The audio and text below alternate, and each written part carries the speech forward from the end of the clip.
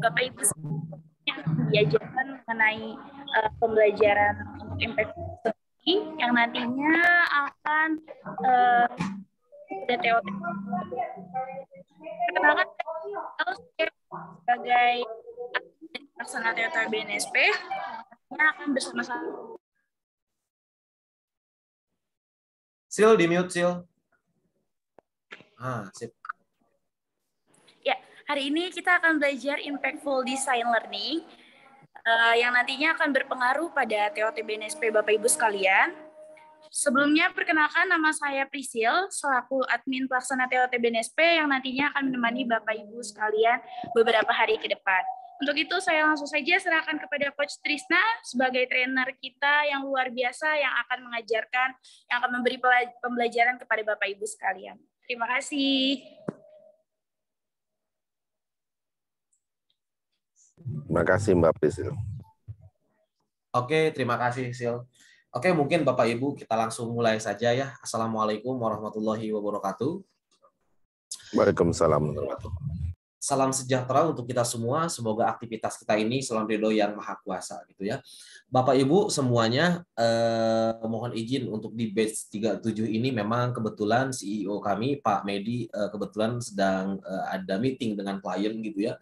Sehingga memang berhalangan untuk memberikan sebuah sambutan gitu. Yang jelas biasa yang sering disampaikan oleh Pak Medi sambutannya adalah semoga kita semua di sini adalah menjadi seorang trainer yang memang bukan hanya tersertifikasi dari BNSP saja gitu, tapi memang bisa memberikan sebuah manfaat. Apa yang kita milikin ini benar-benar bukan hanya sebagai pengakuan saja sebagai seorang trainer, tapi bisa benar-benar bermanfaat buat banyak orang. Banyak hal yang nantinya bisa kita kolaborasikan karena Bapak Ibu semua yang ada di sini gitu ya, setelah lulus ujian gitu ya, kompeten insya Allah nantinya akan bergabung di grup ACKN. Associate Coach Kompeten Nasional, di mana di dalamnya ada para trainer, para coach yang kita saling kolaborasi bareng. Nah, di sisi lain juga kami di sini lagi mengembangkan lagi satu lembaga LSP gitu ya, di mana untuk PUK atau penyelenggaranya itu adalah memang dari alumni masing-masing gitu ya, sehingga kita bisa berkolaborasi. Yang nggak punya perusahaan mungkin nanti alumni akan merapat ke Bapak Ibu gitu ya untuk kita bekerja sama. Yang memang sudah punya perusahaan mungkin ini nanti kita akan ajak untuk kita membuka PUK bareng, kita perbesar untuk memberikan kebermanfaatan bagi banyak orang. Kira-kira kurang lebih seperti itu. Oke, Bapak Ibu di sini saya ingin sapa-sapa dulu di sini karena saya di sini lumayan banyak pesertanya sekitar yang terdata gitu ya, karena memang kebetulan yang main ads itu saya gitu ya di digital marketingnya, sehingga yang masuk datanya itu ada sekitar 28 atau 29 peserta gitu yang hadir gitu ya. Ya biasanya memang kita selalu izinkan kepada para peserta ketika memang berhalangan hadir gitu ya. Tidak jadi masalah. Kenapa? Karena para peserta nantinya bisa belajar dari hasil rekaman kita. Kira-kira kurang lebih seperti itu. Oke, Bapak Ibu di sini saya ngelihat ada Bu Anis gitu ya, ada Bu Libriana, Pak Muhammad gitu ya, Pak Gunanto, terus masih banyak lagi nih. Ada It's me Becky, wah ini Bu It's me Becky gitu ya, mantap, halo Bu gitu ya, dan masih banyak juga. Ada yang di jalan nih Pak Makmur ya, ini sambil di jalan sama seperti Pak Rabindra juga gitu ya. Sambil di jalan nggak apa-apa, sambil lanjut aja Pak, dan semoga apa yang saya sampaikan di sini nggak mengganggu perjalanan Bapak, kira-kira kurang lebih seperti itu ya Pak ya. Oke, dan ini bukan untuk Bapak yang lagi di jalan ya, abaikan saja apa yang saya sampaikan di sini. Ini untuk Bapak Ibu yang memang lagi nggak dalam perjalanan. Saya minta bahwa apa yang saya sampaikan ini, apa yang sekarang saya akan mulai ini, saya pengen pastikan dulu bahwa sekarang ini saya ngobrol bukan sendiri, bukan melihat seperti di cermin, tapi memang ada orangnya, hanya saja di tempat yang berbeda, tapi di waktu yang sama. Nah, saya pengen tahu dulu nih, coba kasih reaksi terindah dulu buat kita semua. Kira-kira kasih reaction apa? Kalau saya mau kasih reaction hati nih, kira-kira, oh, Pak Muhammad Hasbi, udahlah saya mah daripada harus ketik reaction, mending langsung tepuk tangan aja gitu ya. Oke, mantap, mantap Pak. Oke, nah perkenalkan Bapak Ibu semuanya di sini saya langsung perkenalan aja dan mungkin singkat aja perkenalan tentang saya gitu ya. Karena Bapak Ibu nanti bisa cari tahu tentang saya mungkin di sosial media, biarkan nanti sosial media yang bisa memberitahu tentang identitas saya, kira-kira kurang lebih seperti itu gitu ya. Nah, singkatnya saya ini adalah perkenalkan, nama saya Trisna Lesmana. Bapak Ibu boleh panggil saya Trisna gitu ya. Saya asli Bandung. Mudah-mudahan di sini banyak juga yang Sunda gitu ya. Kalau nggak banyak Sunda juga nggak jadi masalah, nggak ada hubungannya dengan TOT BNSP ya. Nah, aktivitas saya saat ini adalah memang sebagai penulis, digital marketer juga, dan memang sebagai seorang trainer gitu ya. Nah, dan kebetulan salah satu aktivitas saya adalah saya juga memang sebagai CEO-nya di PT Inspirasi Indonesia Berdaya bersama Pak Medi gitu ya, membersamai, dan tim kami ada sekitar belasan gitu ya, dan kita selalu berkolaborasi, bekerja sama, apalagi dengan adanya ratusan alumni kami ACKN gitu ya, yang kita himpun di grup itu, sehingga harapannya adalah kita bisa bersinergi, bisa lebih besar lagi, dan bisa memberikan kebermanfaatan bagi banyak orang. Poinnya seperti itu Bapak Ibu. Oke, dan saya juga Bapak Ibu menulis beberapa buku. Ini buku pertama saya. Sebelum COVID saya menulis buku barengan dengan 14 profesional coach lainnya gitu ya. Dan memang pada saat itu alhamdulillah gitu ya, memang disupport besar oleh Pak Sandiaga Uno, karena memang buku saya ini dengan teman-teman yang lain ini bermain untuk para UMKM gitu ya. Nah, lanjut lagi saya juga sempat disupport juga sama Pak Jamil Azaini, sama Prof. Renal Kasali, sama Dewa Eka Prayoga gitu ya. Ini buku pertama saya menulis barengan. Nah, buku saya yang kedua adalah ini, Living Agile with NLP. NLP ini adalah keilmuan yang berbasis tentang pikiran manusia. Kira-kira kurang lebih seperti itu. NLP itu sama seperti psikologi lah, poinnya seperti itu. Hanya aja jurusnya berbeda. Sama seperti silat dan karate, sama-sama bela diri, cuman jurusnya beda. Nah, NLP kira-kira kurang lebih seperti itu. Dan alhamdulillah memang disupport besar juga, banyak yang memang kerjasama juga untuk publish dari buku ini gitu ya, disupport besar sama Pak Jamil Azaini, sama Mary Riana, sama para tokoh pengusaha gitu ya, baik dari Pak Dani Sumarsono, Pak Sandi Susanto, dan masih banyak lagi yang lainnya. Kira-kira kurang lebih seperti itu tentang perkenalan saya Bapak Ibu. Oke, Bapak Ibu di tengah-tengah kalau memang mau ditanyakan silakan langsung tanyakan saja gitu ya. Karena biasanya saya selama 1 jam lebih ke depan itu saya nggak membuka ruang pertanyaan. Biasanya jadi di tengah-tengah kalau memang ada yang mau ditanyakan langsung raise hand aja, nanti saya langsung jawab. Kira-kira kurang lebih seperti itu. Tapi boleh juga nanti di akhir ketika kita masih ada waktu, saya selalu membuka pertanyaan juga. Jadi Bapak Ibu silakan kalau ada yang mau ditanyakan, kurang lebih seperti itu. Oke, Bapak Ibu, materi kita kali ini adalah tentang impactful learning design. Nah, jadi sebenarnya kalau Bapak Ibu belajar tentang TOT BNSP gitu ya, maka impactful learning design ini tidak masuk ke dalam kurikulum standarnya BNSP. Jadi ini di luar, jadi ini lebih ke bonus, lebih ke tambahan, kira-kira kurang lebih seperti itu. Nah, untuk nanti TOT BNSP-nya, Bapak Ibu nanti akan belajar di hari Sabtu, di hari Minggunya, kurang lebih seperti itu. Tapi kenapa bagi kami ini penting untuk saya sampaikan tentang impactful learning design ini, karena ini adalah tentang model pembelajaran bagaimana cara kita ngajarin orang supaya bertumbuh. Kenapa penting bagi kami Inspirasi Indonesia Berdaya, Kompetensi Indonesia untuk sharing tentang hal ini? Karena harapannya setelah ini Bapak Ibu bukan hanya sekedar alumni kami saja, tapi harapannya setelah jadi alumni ada hal yang bisa kita kolaborasikan sehingga nanti kita punya standarnya sendiri dalam mengajar itu seperti apa. Nah, ini yang nanti jadi acuan dalam mengajarnya. Meskipun di sisi lain dari TOT BNSP-nya nanti bisa disatu padankan sehingga bisa meningkatkan kualitas dari pembelajaran kita atau ngajarin orang, kira-kira kurang lebih seperti itu Bapak Ibu. Nah, karena kebetulan memang saya juga selain sebagai internal trainer di salah satu perusahaan swasta di Jakarta Pusat gitu ya Bapak Ibu, saya juga memang aktif untuk mengisi berbagi ke beberapa perusahaan swasta, ke pemerintahan, ke BUMN gitu ya. Dan saya merasakan betul bahwa impactful learning design ini adalah modal awal gitu ya. Percuma kita diakuin gitu ya secara administratif di saat kita pitching kita lolos, kita dibolehkan untuk ngajar lah intinya kayak gitu ya. Tapi di saat kita lebih dalam lagi untuk menggali apa yang nantinya akan kita trainingkan di perusahaan tersebut, tiba-tiba kita terhentak, tersabotase oleh sebuah kejadian di mana vendor tidak tertarik. Perusahaan tidak tertarik terhadap diri kita. Karena merasa bahwa kalau kayak gini mah kita juga punya internal trainer yang bisa ngajarin seperti ini gitu ya. Ya kalau cara pembelajarannya seperti ini mah kayaknya aduh gimana ya, kayaknya ini kurang efektif, kayaknya kurang berdampak gitu ya. Nah, Insya Allah dengan impactful learning design ini adalah model pembelajaran yang sejauh ini ketika saya coba implementasikan, ini yang bikin laris. Ini yang membuat Inspirasi Indonesia Berdaya ini cukup eksis di perusahaan-perusahaan swasta, pemerintahan, ataupun BUMN untuk bisa berbagi dan sharing di sana. Nah, makanya harapannya adalah Bapak Ibu silakan dalam 1 jam ini, yuk kita belajar tentang impactful learning design ini. Oke, dan Bapak Ibu, ini formatnya kita bukan training kalau impactful learning design ini. Kenapa? Karena di sini saya nggak akan konsepnya itu mengajak Bapak Ibu untuk terlibat aktif gitu ya, presentasi seperti nanti hari Sabtu dan Minggu gitu ya. Saya di sini cuma sekedar sharing knowledge aja bahwa tentang bagaimana skema memfasilitasi proses pembelajaran yang efektif. Nah, itu yang nanti kita akan bahas. Kurang lebih seperti itu. Oke, Bapak Ibu, saya akan langsung saja gitu ya, langsung mulai pembahasannya gitu ya. Dan sambil saya stop share dulu. Jadi ceritanya kayak gini Bapak Ibu. Ada kondisi di mana saya itu pernah ngajarin atau memberikan training ke dalam sebuah perusahaan gitu ya. Dan masalahnya adalah ketika saya sharing ke mereka itu paham dengan apa yang saya sampaikan. Bahkan kalau kita sama-sama di dunia training gitu ya, di training itu kan ada beberapa level ya untuk mengukur keberhasilan training itu seperti apa. Ambillah teorinya adalah Kirkpatrick gitu ya. Ada evaluasi level 1, level 2, level 3 sampai seterusnya. Evaluasi level 1 itu apa sih? Evaluasi level 1 itu adalah reaksi peserta terhadap pelatihan.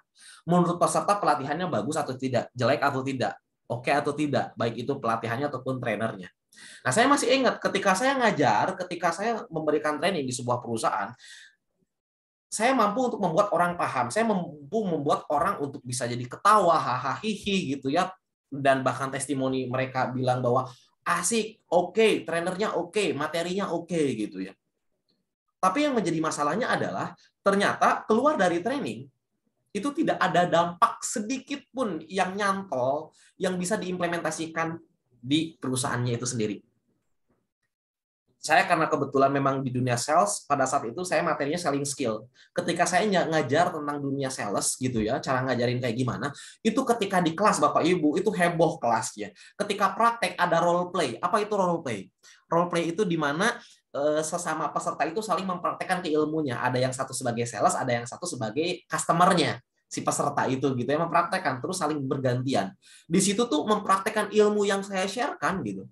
Tapi masalahnya ketika beres pelatihan itu dilaksanakan, ternyata tidak ada sedikit pun dampak di balik itu. Lalu ketika ditanya kenapa bisa gagal, kenapa tidak dipraktekkan? Ya karena ternyata di lapangan itu tidak sesuai dengan apa yang di kelas gitu ya. Rata-rata jawabannya seperti itu. Nah, inilah yang menjadi tamparan bagi saya ketika sebagai seorang trainer. Ternyata membuat ruangan atau kelas asik aja nggak cukup, bahkan tujuannya bukan itu. Kalau kita pengen membuat kelas kita asik, enjoy gitu ya, udah jadi stand up komedian aja menurut saya gitu ya. Tapi kalau untuk memberikan sebuah pelatihan, tujuannya adalah bukan membuat heboh, tapi kita harus benar-benar bisa membuat orang bertumbuh. Nah, muncullah sebuah kesimpulan bahwa ternyata ketika saya belajar dari salah satu pendekatan yang nanti teorinya saya akan sharingkan kepada Bapak Ibu, ternyata kunci keberhasilan seorang trainer, dia itu bukan soal dia jago ngomong, tapi soal dia jago untuk membuat skema pembelajaran yang sistematis, yang bertahap, yang membuat orang itu nggak kerasa tiba-tiba dia bertumbuh, tiba-tiba dia mendapat pembelajaran. Kalau Bapak Ibu ingin membuat orang itu termotivasi, maka sebetulnya trainer itu nggak bermain dari kata-kata. Karena kalau ingin memotivasi orang, ya udah datangkan motivator yang jago merangkai sebuah kata-kata. Poinnya seperti itu. Kalau pembelajaran itu lebih tepatnya, kalau trainer itu lebih tepatnya bersifat tetap. Jadi lebih langgeng lah dampaknya itu. Kalau motivasi gitu ya, karena dulu saya pernah di MLM juga di dunia sales gitu ya. Kalau saya dikasih motivasi sama sales, sama motivator, langsung jeger gitu ya. Saya langsung semangat. Tapi waktu saya semangat itu hanya memerlukan kurun waktu sekitar 1 minggu. Setelah itu saya kembali normal lagi. Makanya dalam dunia multi level marketing, kita selalu mengenal istilah BOP, di mana 1 bulan sekali itu didatangkan motivator. Ya karena harus dicas lagi gitu ya. Nah, tapi kalau trainer itu enggak. Trainer itu kalau udah ngajarin orang sekali, udah mereka lakukan, udah beres. Poinnya seperti itu. Nah, dan ternyata banyak guru-guru saya yang dari cara ngomong, dia nggak terlalu bawel, dia cenderung fasih, tapi murid-muridnya yang diajarinnya itu cenderung bersifat tetap dalam bertumbuhnya itu. Muncullah bertanya-tanya saya dalam pikiran, kenapa bisa ini terjadi gitu ya? Nah, hal inilah yang nanti saya akan sharekan kepada Bapak Ibu semua. Kurang lebih seperti itu. Dan inilah yang disebut dengan learning design, impactful learning design. Oke ya. Oke, Bapak Ibu, sekarang saya akan mulai langsung share lagi slide-nya. Maaf kalau nanti tiba-tiba Zoom saya hilang, coach, ini sinyalnya suka hilang. Oh, oke, nggak apa-apa, Pak. Kalau seandainya hilang juga nggak apa-apa gitu ya, karena ini nanti di-record. Kebetulan yang record saya gitu ya, karena memang kebetulan tadi saya udah sempat bilang Pak Medi dan timnya lagi ada klien, sehingga nggak apa-apa saya yang record. Jadi setelah ini mungkin saya minta waktu izin untuk besok saya share kayak untuk linknya gitu ya, kurang lebih seperti itu. Oke, Bapak Ibu kita lanjut ya. Tapi sebelum lanjut, saya pengen benar-benar dikasih reaction terbaik lagi deh sama Bapak Ibu. Kira-kira apa nih? Oh, kasih apa lagi? Saya kasih jempol nih sekarang mah. Wah, mantap, mantap, mantap, mantap. Wah, Pak Tisar, oke siap, mantap Pak. Oke, saya lanjut ya Bapak Ibu ya. Oke. Nah, sekarang saya akan langsung share lagi di sini dan inilah materi pertama nih Bapak Ibu. Ketika kita menjadi seorang trainer Bapak Ibu, atau tenaga pengajar, atau seorang guru, atau seorang pemuka agama, ustadz, pendeta, pastor, dan lain sebagainya, hal pertama kalau kita pengen ngajarin orang, yang harus kita pahami adalah learning zone Bapak Ibu. Nah, apa itu learning zone? Ini ada matriksnya ternyata learning zone itu. Ada sumber daya, ada kesulitan. Nah, kira-kira kurang lebih seperti itu. Apa itu sumber daya, apa itu kesulitan? Kesulitan itu adalah level tingkat kesulitan dari sebuah keilmuan. Oke ya. Sumber daya itu apa? Kemampuan yang dimiliki oleh si peserta tersebut. Jadi gini, kalau seandainya, kalau mudah-mudahan Bapak Ibu di sini bisa melihat tangan saya gitu ya, biar memudahkan untuk menangkap secara visual apa yang saya maksud. Kalau Bapak Ibu di sini punya kualitas atau kompetensinya di level seperti ini nih, dan ternyata keilmuan yang sedang Bapak Ibu pelajarin tingkat kesulitannya itu benar-benar tinggi banget, gapnya terlalu jauh, maka Bapak Ibu ini akan masuk ke dalam kategori anxiety zone. Mana ini? Anxiety zone. Stres gitu ya. Pernah nggak sih kita ngalamin kondisi di mana aduh, ini ilmunya ketinggian nih. Saya belum masuk nih kalau harus ke sini gitu ya. Wah, ini bener-bener nih dikasih ilmunya seperti ini. Ilmunya sih bagus, saya akuin bagus. Tapi semakin tuh trainer ngejelasin, semakin saya mumet. Atau dosen deh, ini dosen bagus banget ilmunya, tapi karena saking kerennya gitu ya, saya belum nangkep gitu. Nah, ini orang masuk ke dalam anxiety zone. Contoh lah, saya ini lulusan sastra Inggris Bapak Ibu. S1 saya. Nah, singkat cerita saya pengen S2, tapi S2 saya itu pengen ngambil kedokteran. Bedah jantung lagi. At least di mana saya nggak punya basic tentang ilmu kedokteran. Apa yang terjadi ketika saya ikut kelas tersebut? Saya yakin pasti saya mengalami kebingungan. Pasti saya, aduh ini istilahnya apa? Aduh ini mumet banget. Padahal ini bukan materinya yang jelek loh. Bukan trainernya yang jelek juga. Atau pengajarnya yang jelek juga. Tapi hanya kebetulan saja sayanya bukan berlatar belakang dari medis atau kedokteran. Sehingga ketika saya langsung ngambil S2, ilmunya terlalu tinggi. Poinnya seperti itu, Bapak Ibu. Nah, hati-hati, Bapak Ibu.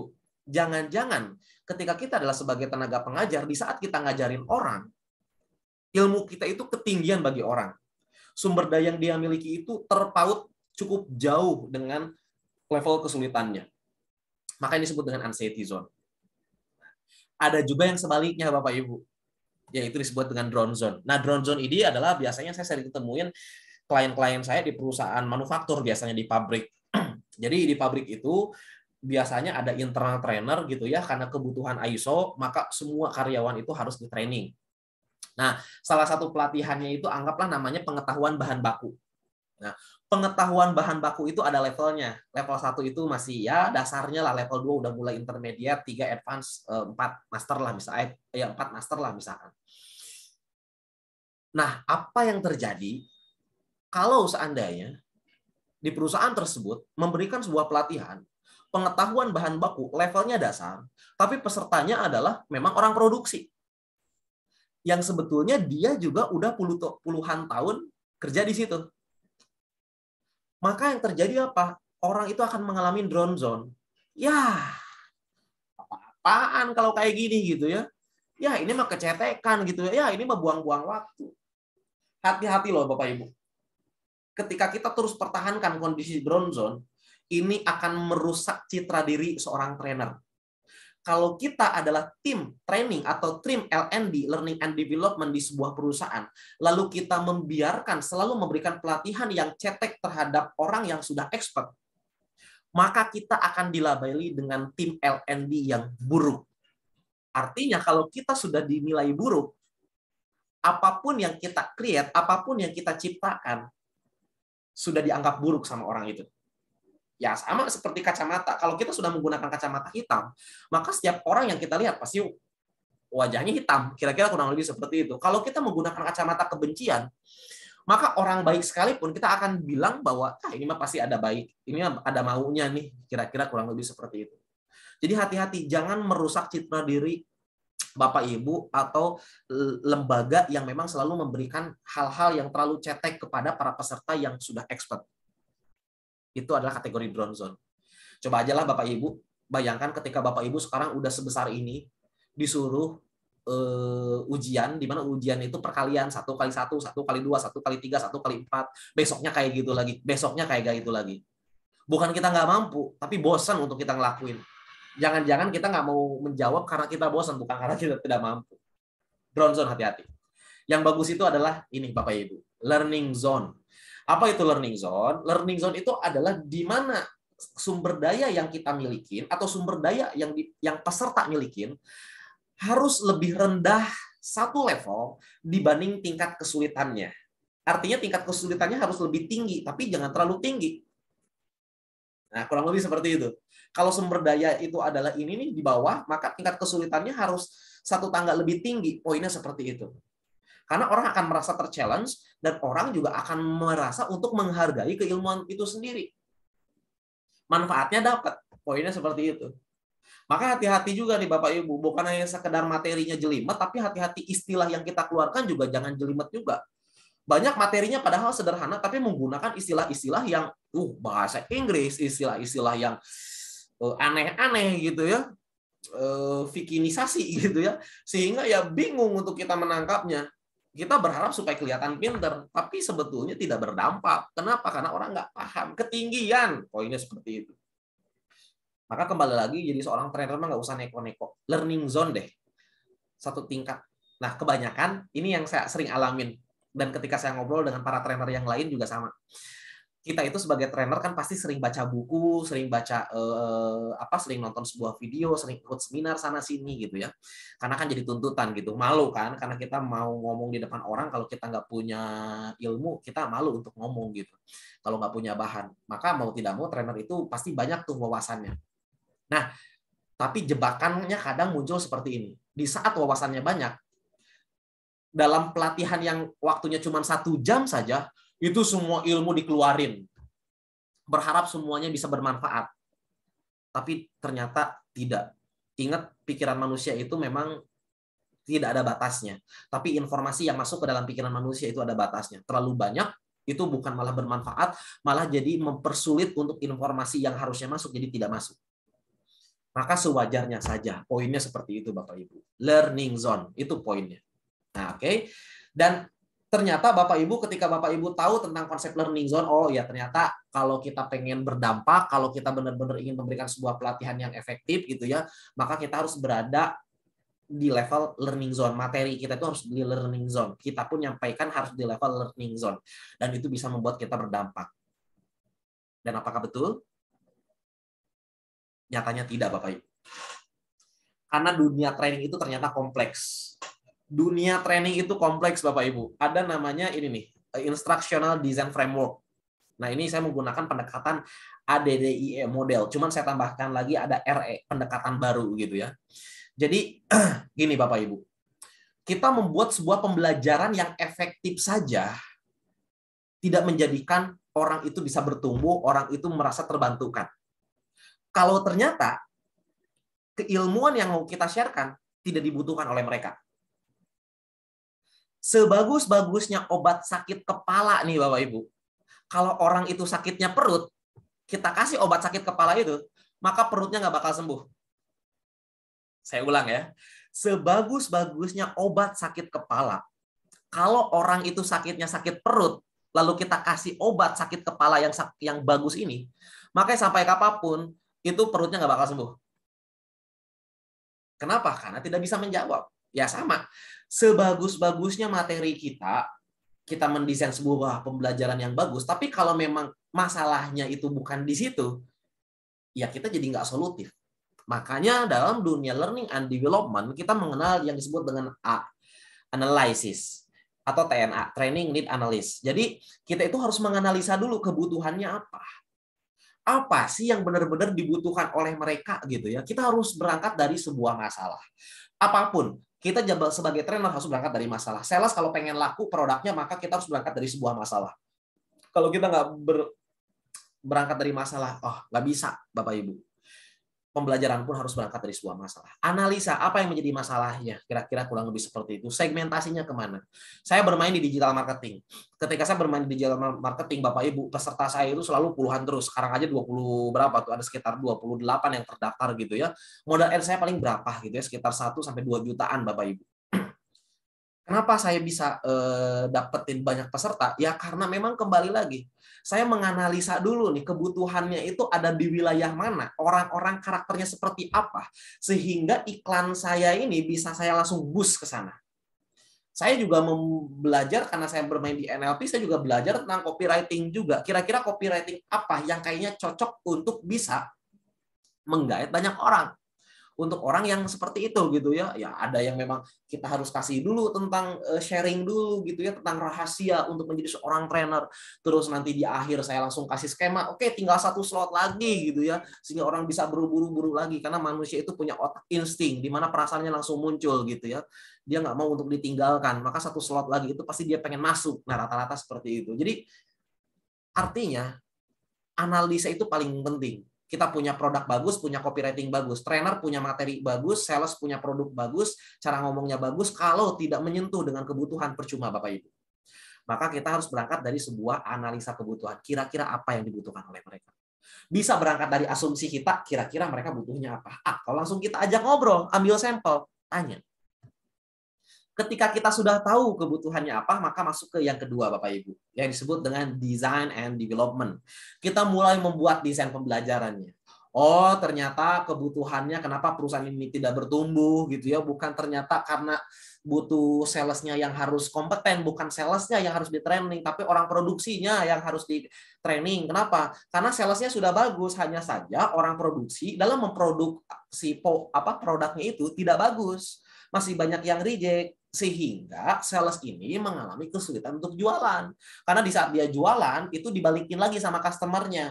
Karena produknya cacat, misalkan kayak gitu. Maka sebetulnya hasil dari analisa kita, yang harus kita training itu bukan sales tentang selling skill, tapi orang produksi, bagaimana cara supaya bisa memproduksi produk itu dengan bagus. Nah, kayak gitu kira-kira.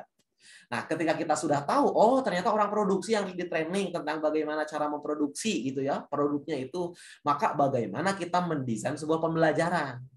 Nah, setelah kita mendesain sebuah pembelajarannya, kita juga harus sadar, desain pembelajaran itu hanya sebuah pola, hanya sebuah skema. Bisa aja dalam bentuk slide PowerPoint, bisa aja dalam bentuk modul gitu ya, yang sebetulnya kalau dibiarkan efektivitasnya tidak ada atau malah kurang gitu ya. Maka harus ada yang memfasilitasi. Siapa? Trainer dalam mengimplementasikan. Maka I-nya itu adalah implementation Bapak Ibu. Implementation ini adalah bagaimana desain pembelajaran yang sudah disiapkan bisa di-sharekan oleh si trainer itu. Nah, apakah itu saja cukup? Tentu tidak Bapak Ibu. Ada level E, itu apa? Evaluasi. Kita harus tes ke lapangan. Reaksinya seperti apa? Itu evaluasi level 1. Evaluasi level 2, yuk kita coba ajak untuk review bareng. Paham nggak apa yang kita sampaikan itu? Yang trainer sampaikan itu. Kalau bisa dibilang paham, maka itu lulus di level 2. Tapi belum tentu lulus di level 3. Karena level 3 itu adalah behavior, di mana orang harus melakukan. Nah, ini yang tadi saya bilang keresahan saya. Ketika saya lagi training selling skill ke para sales gitu ya, ketika ditanya mereka oke, asik, bahkan ketika disuruh review mereka paham dengan materinya. Tapi mereka tidak melakukan, tidak masuk di level 3, yang terjadi apa? Ya gagal juga gitu. Dan prinsipnya ini loh Bapak Ibu. Orang tahu, orang paham, belum tentu orang melakukan. Saya yakin banyak di antara kita yang memang tahu bahwa kalau pengen diet itu ya harus jaga makanan, harus jaga pola makannya. Kita harus rajin berolahraga gitu ya. Kita tahu itu. Tapi banyak orang-orang yang memang pengen melakukan diet gitu ya, dan dia tahu caranya seperti apa, tapi dia tidak melakukan. Artinya bukan masalah paham atau tidak, tapi melakukan atau tidak. Nah, trainer itu harapannya adalah dia harus sampai di tahap level 3 minimalnya, melakukan Bapak Ibu. Maka kita itu tujuan ketika kita memberikan training ke orang, jangan hanya sekedar membuat orang itu paham, tapi harus melakukan, bahkan kontekstual dengan kondisi di lapangan. Supaya kita tahu parameternya dari mana, ya dari ini. Evaluasi. Nah, lanjut, ketika kita udah dievaluasi, maka langsung ada yang disebut dengan reinforcement. Reinforcement itu apa? Hasil dari evaluasi harus kita olah Bapak Ibu. Cara pengolahannya kayak gimana? Ya kita harus ada penguatan, ada penjagaannya. Kita harus benar-benar memastikan supaya mereka itu kita gawangin. Kita follow up terus untuk melakukan. Ingat loh Bapak Ibu, perilaku itu kalau dilakukan sekali, menurut saya itu hanya perilaku biasa-biasa saja. Itu pelatihan tidak berdampak. Pelatihan itu bisa dibilang berdampak ketika dilakukannya adalah dengan konsisten. Karena kalau dilakukan dengan konsisten, pasti menjadi sebuah habit. Pasti menjadi sebuah kebiasaan. Nah, supaya kita bisa membuat orang terbiasa, maka orang itu harus kita gawangin, harus kita jagain. Kalau saya Muslim, saya dulu diajarkan sama ayah saya itu ya itu terus diingatkan, sholat dulu, kalau enggak dicepret, sholat dulu besok, kalau enggak cepret kayak gitu, harus diingatkan. Hingga kemudian yang awalnya saya takut enggak sholat itu karena dicepret gitu ya, maka lama kelamaan ketakutan saya itu bukan karena dicepret, ketakutan saya itu adalah karena sudah mulai muncul kesadaran, karena takut ketika itu tidak dilakukan menjadi sebuah dosa. Nah, kira-kira kurang lebih seperti itu. Maka harus digawangin lah. Trainer itu harus punya tim untuk bisa menggawangi kalau pengen efektif. Kurang lebih seperti itu. Nah, setelah beres ini ya kembali lagi dievaluasi lagi. Apa hasilnya setelah kita gawangin? Nah, rata-rata perusahaan-perusahaan, kenapa tadi saya bilang, kenapa Inspirasi Indonesia selalu laris ketika memberikan sebuah pelatihan ke perusahaan-perusahaan? Karena yang kita tawarkan itu bukan hanya sekedar ngajar, membuat orang asik, membuat orang itu hanya sekedar dapat refreshment gitu ya di kelas. Bukan hanya itu. Tapi kita itu selalu memikirkan gimana setelah training itu benar-benar bisa dilakukan secara konsisten dan sehingga pada akhirnya berdampak. Karena menjadi sebuah habit. Nah, saya yakin Bapak Ibu kalau pengen melakukan sebuah pitching ke perusahaan-perusahaan, pengen laku, yang Bapak Ibu presentasikan adalah seperti ini. Jangan tawarkan hanya di level desain pembelajaran saja atau trainernya saja. Tapi harus secara utuh. Karena pelatihan yang efektif itu adalah ini frameworknya Bapak Ibu. Bukan salah satu saja. Oke ya. Nah, karena waktu saya terbatas, Bapak Ibu, ini juga cuma singkat doang, maka kembali lagi, saya hanya akan fokus bermain di design and development. Sesuai dengan judulnya, Impactful Designing Learning. Kayak gitu. Karena saya itu selalu akan mengkerucutkan terus Bapak Ibu, apa yang saya share ke Bapak Ibu ini. Supaya apa? Ya supaya kita benar-benar mendalam di sini. Bukan kulit-kulitnya saja gitu ya. Mungkin di awal kulit-kulitnya aja, karena saya harus jelaskan dulu gitu ya, para indikator-indikator keberhasilannya. Tapi karena waktu terbatas, saya juga harus mengkerucutkan. Karena saya itu percaya banget dengan apa yang disampaikan oleh Bruce Lee gitu ya. Bruce Lee itu tidak pernah takut dengan orang yang punya 1000 jurus tapi dilatih 1 kali. Karena Bruce Lee itu hanya takut terhadap orang yang punya 1 jurus tapi dilatih 1000 kali. Artinya kita mending fokus ke satu hal tapi diperdalam di situ supaya kita benar-benar jadi jawara lah gitu ya. Kita supaya benar-benar expert lah di situ. Benar-benar apa yang kita sampaikan itu bisa kena lah ke orang. Nah, makanya skema proses pembelajaran itu biasanya seperti itu. Dan saya akan mulai mengikuti itu, saya akan share ke Bapak Ibu tentang design learning. Poinnya seperti itu. Oke ya, Bapak Ibu ya. Nah, Bapak Ibu, di sini saya langsung share aja, ada namanya Equil.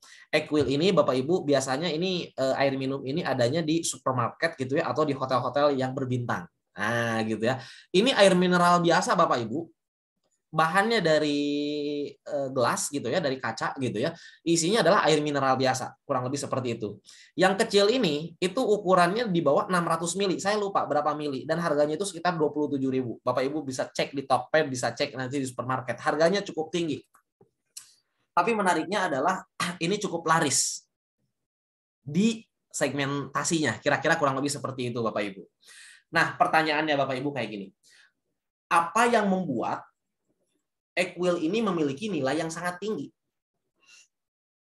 Yang membuat Equil ini memiliki nilai yang sangat tinggi karena Equil ini adalah satu kesatuan. Ada nama Equilnya, ada kemasannya, ada isinya. Coba sekarang kalau saya tanya, misalkan saya tanya ke Pak Yudi lah misalkan ya. Pak Yudi, misalkan saya tanya ke Pak Yudi. Pak Yudi itu ceritanya mau beli Equil dari saya gitu ya. Harganya memang segituan 27.000 dan memang mau beli gitu. Ketika Pak Yudi nanya ke saya, beli ke saya gitu, lalu saya kasih. Tapi yang saya kasih itu adalah Equil si kemasannya. Saya buka, airnya saya masukkan ke dalam gelas, lalu botol kosong ininya saya ganti dengan air yang lain. Kasih nutrisari lah, ini lebih berasa lah gitu ya. Lalu saya tutup, lalu saya kasih ke Pak Yudi. Kira-kira Pak Yudi apakah merasa rugi kalau saya kasih itu? Jelas merasa rugi. Jelas merasa rugi gitu ya. Kenapa? Karena isinya sudah diambil. Atau mungkin saya tanyanya ke Pak Muhammad nih, misalkan sekarang gitu ya. Nah, Pak Muhammad, kalau seandainya Pak Muhammad mau beli ke saya Equil gitu ya, lalu saya buka juga kemasannya. Lalu airnya saya tuangkan ke dalam kantong plastik, Pak. Gelasnya buat saya, botolnya buat saya, ini air yang ada dalam kantong plastik ini, air Equil nih Pak, saya kasih ke Bapak. Apakah Bapak merasa rugi ketika Bapak dapat ginian dari saya? Enggak. Oh enggak gitu ya. Oh enggak, karena isinya itu ya. Oke. Karena isinya udah tahu. Oh, karena isinya sudah tahu, betul. Tapi kalau seandainya Bapak isinya tidak tahu gitu ya, langsung dikasih kayak gitu, apakah Bapak bakal merasa rugi? Rugi pasti, karena memang kita tidak tahu isinya kan. Tapi karena tidak tahu isinya gitu ya. Oke, sip, menarik. Ada yang seperti itu, ada juga yang saya mah tetap nggak rugi, yang penting air, saya mah pengen buang-buang uang aja. Ada juga yang kayak gitu. Ada juga yang memang dia saya mah tetap rugi gitu ya meskipun tahu Equil. Kenapa? Karena saya butuh gelasnya gitu ya, karena ini buat kemasan biar enak kalau saya minum itu kelihatan sama orang saya lagi minum pakai minuman branded. Nah, kira-kira kurang lebih seperti itu. Artinya Bapak Ibu, yang membuat Equil ini punya kelas itu karena semuanya ada di situ. Ada botolnya, ada isinya, karena memang sudah di branding seperti itu. Itulah yang membuat punya nilai yang sangat tinggi. Sama seperti sekarang saya punya kaos. Ini kaos saya ini kalau nggak ada mereknya, ini paling berapa sih? 50.000. Saya jual 75.000 juga kadang Bapak Ibu pasti rugi gitu ya. Tapi kalau saya labelin di sini ada logo Adidas, mungkin langsung berbondong-bondong tuh orang pengen beli gitu ya. Kenapa? Karena sudah melekat ada satu kesatuan di situ. Nah, ingat, sebuah produk itu dinyatakan bernilai ketika ada komponen-komponen yang menjadi satu sehingga itulah menjadi sebuah nilai.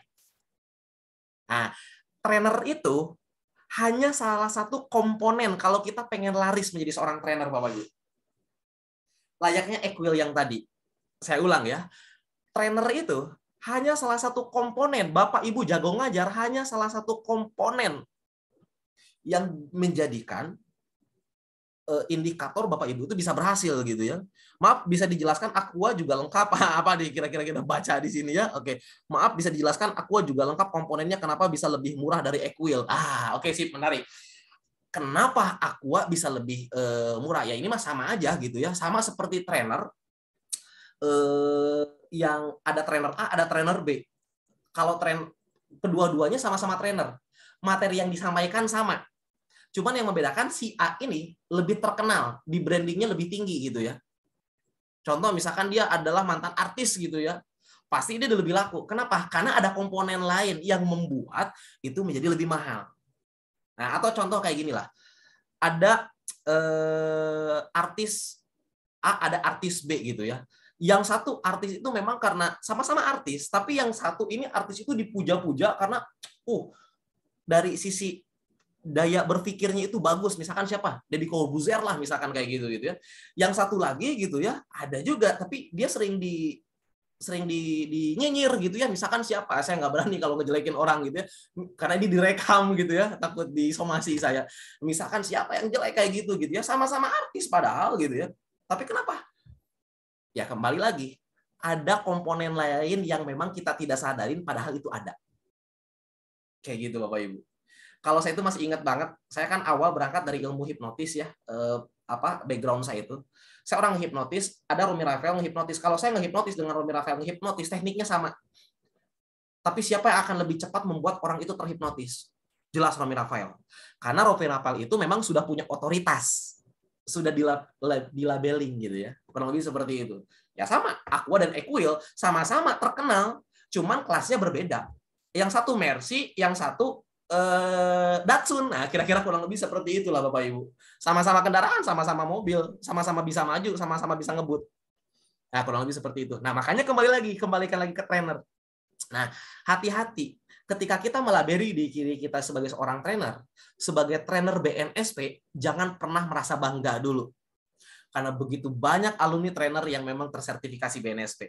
Kalau kita pengen laku, itu hanya salah satu Bapak Ibu. Bahkan saya seringkali melihat para trainer, guru-guru saya, dia itu lebih pintar dibanding saya, dia itu lebih oke kalau ngejelasin dibanding saya. Tapi saya merasa bahwa saya lebih laris dibanding dia.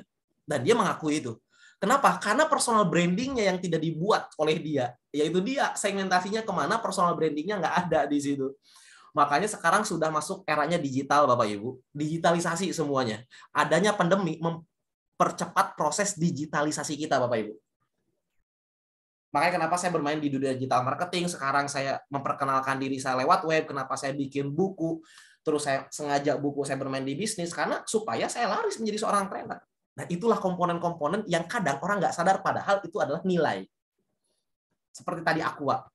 Mungkin kita nggak sadar, Aqua sama Equil itu ada nilai lain yang kita nggak sadar gitu.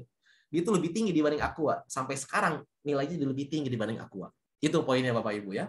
Nah, makanya kembali lagi, kita harus sadarin dulu, kalau kita pengen bertumbuh, kalau kita pengen laris, kita pengen berdampak, kita harus sadarin dulu bahwa keberhasilan dari sebuah proses training itu berangkat bukan hanya dari satu aspek saja. Oke ya, layaknya Equil. Nah, kalau saya percepat lagi, Bapak Ibu, Equil di sini itu ibarat seperti ada yang disebut dengan konten, ada yang disebut dengan konteks. Konten itu adalah isinya, konteks itu adalah kemasannya. Kemasannya ataupun isi memiliki nilainya tersendiri, nggak bisa dipisahkan. Nah, kalau saya kerucutkan ke dalam dunia training, design learning itu adanya konten. Konteks itu adanya adalah konteks. Nah, nama Equil itu adalah brandingnya. Itulah kira-kira Bapak Ibu.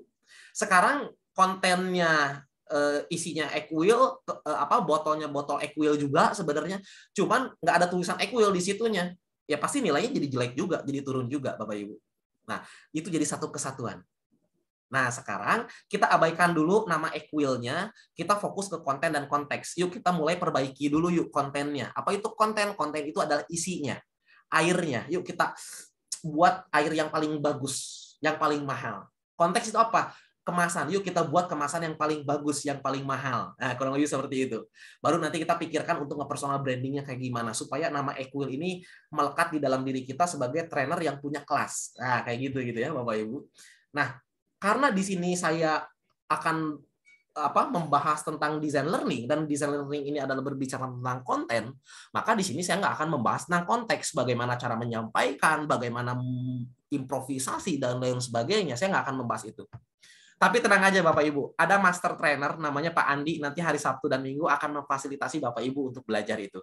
Bagaimana cara menganalisa kebutuhan yang tadi saya bilang, bagaimana cara membuat desain pembelajarannya juga bisa memperkaya Bapak Ibu, bagaimana cara mempresentasikannya juga, bagaimana cara mengevaluasinya, itu komplit. Karena itu standarnya TOT BNSP. Itu nanti Bapak Ibu akan belajar dari situ.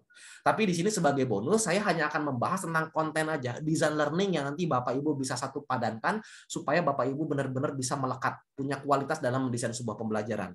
Bukan dikenal Bapak Ibu sebagai trainer yang oke, tapi dikenal juga bahwa Bapak Ibu ini benar-benar bisa mengubah hidup orang. Mengubah hidup orang dari biasa-biasa aja hidupnya berubah menjadi powerful banget. Nah, kira-kira kurang lebih seperti itu. Karena untuk membuat orang bertumbuh itu perlu belajar. Untuk membuat orang powerful dari tidak itu perlu belajar. Oke. Fokus ke konten Bapak Ibu. Nah, saya langsung aja Bapak Ibu, kalau bicara tentang sebuah konten Bapak Ibu, kita harus berangkat dari ini nih. Mindset gift. Kita itu harus punya mindset yang bagus dulu Bapak Ibu. Mindset itu sama seperti kacamata yang tadi sempat saya bilang. Oke, seperti kacamata yang saya bilang. Kalau saya menggunakan kacamata hitam, maka semuanya pasti hitam. Kalau putih, pasti putih. Nah, kalau kita punya mindset-nya kotor, pasti apa yang kita sampaikan itu selalu kotor. Kalau mindset kita bagus, pasti apa yang kita sampaikan pasti bagus. Poinnya seperti itulah kira-kira.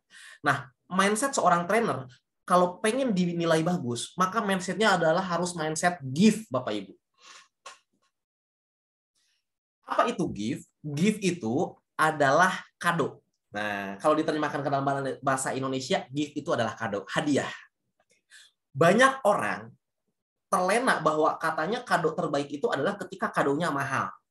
Ternyata bagi saya salah betul. Itu definisi yang salah. Kalau kata kado yang paling bagus adalah kado mahal, itu salah besar. Kenapa? Karena kado yang paling mahal, kado yang paling bagus itu adalah kado yang paling mahal, maka sebetulnya tidak akan berlaku bagi orang kaya. Karena orang kaya itu punya standar tersendiri, mahalnya itu seperti apa gitu ya. Maka definisi kado bagus itu bukan dilihat dari mahalnya, tapi dilihat dari surprise-nya. Makanya seringkali kita melekat banget yang namanya kado itu harus surprise. Orang ulang tahun dikasih kado harus surprise. Nah, apa definisi surprise? Definisi surprise itu adalah ketika orang yang menerima kado tidak tahu isinya apa. Semakin dia tidak tahu isinya apa, maka itu akan semakin surprise. Saya dapat kado, lalu saya pegang-pegang, ini mah sendal. Pas saya buka, benar sendal. Ya, nggak surprise. Tapi ketika saya bingung, ini kado apa besar, ketika saya buka, ini masih ada lagi boxnya, buka boxnya. Dan ketika saya buka sampai kadonya itu muncul, tiba-tiba saya surprise. Kenapa? Karena tebakan saya salah. Karena ini sesuatu yang belum pernah terpikirkan oleh saya sebelumnya. Nah, jadi kado itu adalah surprise. Nah, maksudnya apa, Bapak Ibu? Kalau kita mau ngajar ke orang, pastikan materi yang kita sampaikan itu selalu memberikan materi yang fresh, yang kayaknya orang tidak pernah terpikirkan sebelumnya. Jangan kemudian kita memberikan sebuah materi pelatihan yang sebetulnya orang sudah tahu, orang cari di Google juga ada, gitu ya. Ujung-ujungnya orang pasti masuk ke dalam drone zone, kalau tadi bilang di learning zone itu. Ya, ini mah di Google juga ada. Capek-capek saya dengerin, ternyata di Google juga ada gitu ya. Nah, jadi cobalah untuk meracik sebuah keilmuan itu, sebuah materi itu yang memang selalu fresh, tidak pernah terpikirkan. Sama seperti sulap. Bayangkan Bapak Ibu ketika Bapak Ibu main sulap dan audiensnya itu sudah tahu triknya apa. Maka orang nggak akan surprise, ketawa dia. Tapi kalau seandainya Bapak Ibu memberikan suguhan sulap yang tidak pernah terpikirkan, maka yang terjadi apa? Orang surprise. Nah, Bapak Ibu pastikan ketika kita mau memberikan sebuah training, pelatihan, kita harus punya mindset. Materinya harus saya yakinkan, saya pastikan orang itu tidak pernah dapat sebelumnya. Kalaupun dapat, harusnya orang masih bingung kayak gimana. Karena saya mengkolaborasikan dengan materi A, B, C, sehingga ini sulit untuk dia ketahui sebelumnya gitu. Jadi kita harus memikirkan sesuatu yang belum pernah terpikirkan oleh orang lain. Nah, sebagai contoh, ada sebuah video, ini Barack Obama, Bapak Ibu, ketika dia datang ke Indonesia dan dia memberikan speech di UI, Universitas Indonesia. Nah, saya akan minta Bapak Ibu nanti untuk kasih tahu ke saya di bagian mana kadonya itu muncul. Oke ya, saya akan lihat ya. Saya akan share sound dulu, terus saya akan klik di sini, lalu oke, siap. Nah, sekarang saya akan coba untuk share. Pak Rida, kalau seandainya suaranya muncul, tolong kasih jempol. Sosok yang sangat karismatik. Iya. Apakah suaranya muncul? Mungkin kita dengarkan dulu audionya. Okay. Sudah terdengar atau belum ini? Nah, ini dulu. Luar biasa. Terima kasih. Thank you so much. Thank you everybody. Selamat pagi. Nice.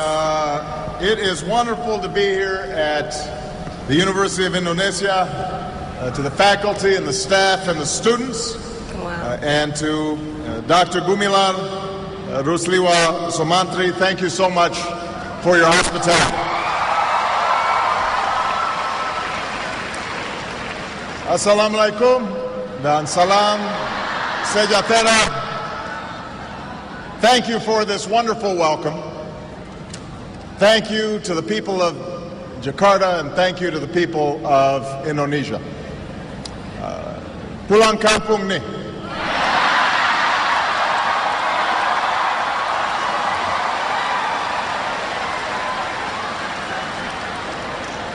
I am so glad. Oke, Bapak Ibu. Kira-kira kadonya ada di mana, Bapak Ibu? Boleh ditulis di chat, boleh langsung ngomong. Pulang kampung. Pulang kampung semuanya bilang ya. Oke, sip. Ini menarik banget ya, Bapak Ibu. Pulang kampung. Pulang kampung. Kenapa bisa dibilang pulang kampung? Karena itu adalah sesuatu yang belum pernah orang pikirkan. Kalau seandainya ngomong bahasa Indonesia, menurut saya itu sudah menjadi hal yang umum. Karena saya yakin Bapak Jokowi pun kalau pergi ke Arab pasti dia menggunakan bahasa Arab, dialek Arab untuk menghargai karena menyamakan frekuensi di situ gitu ya, menghargai gitu ya. Kalau ke luar negeri ke bahasa Inggris juga pasti sama, ada sedikit-sedikit menggunakan bahasa Inggris gitu. Kira-kira kurang lebih seperti itu. Nah, orang luar negeri pun selain Barack Obama kalau datang ke Indonesia pasti menggunakan ada bahasa-bahasa Indonesianya.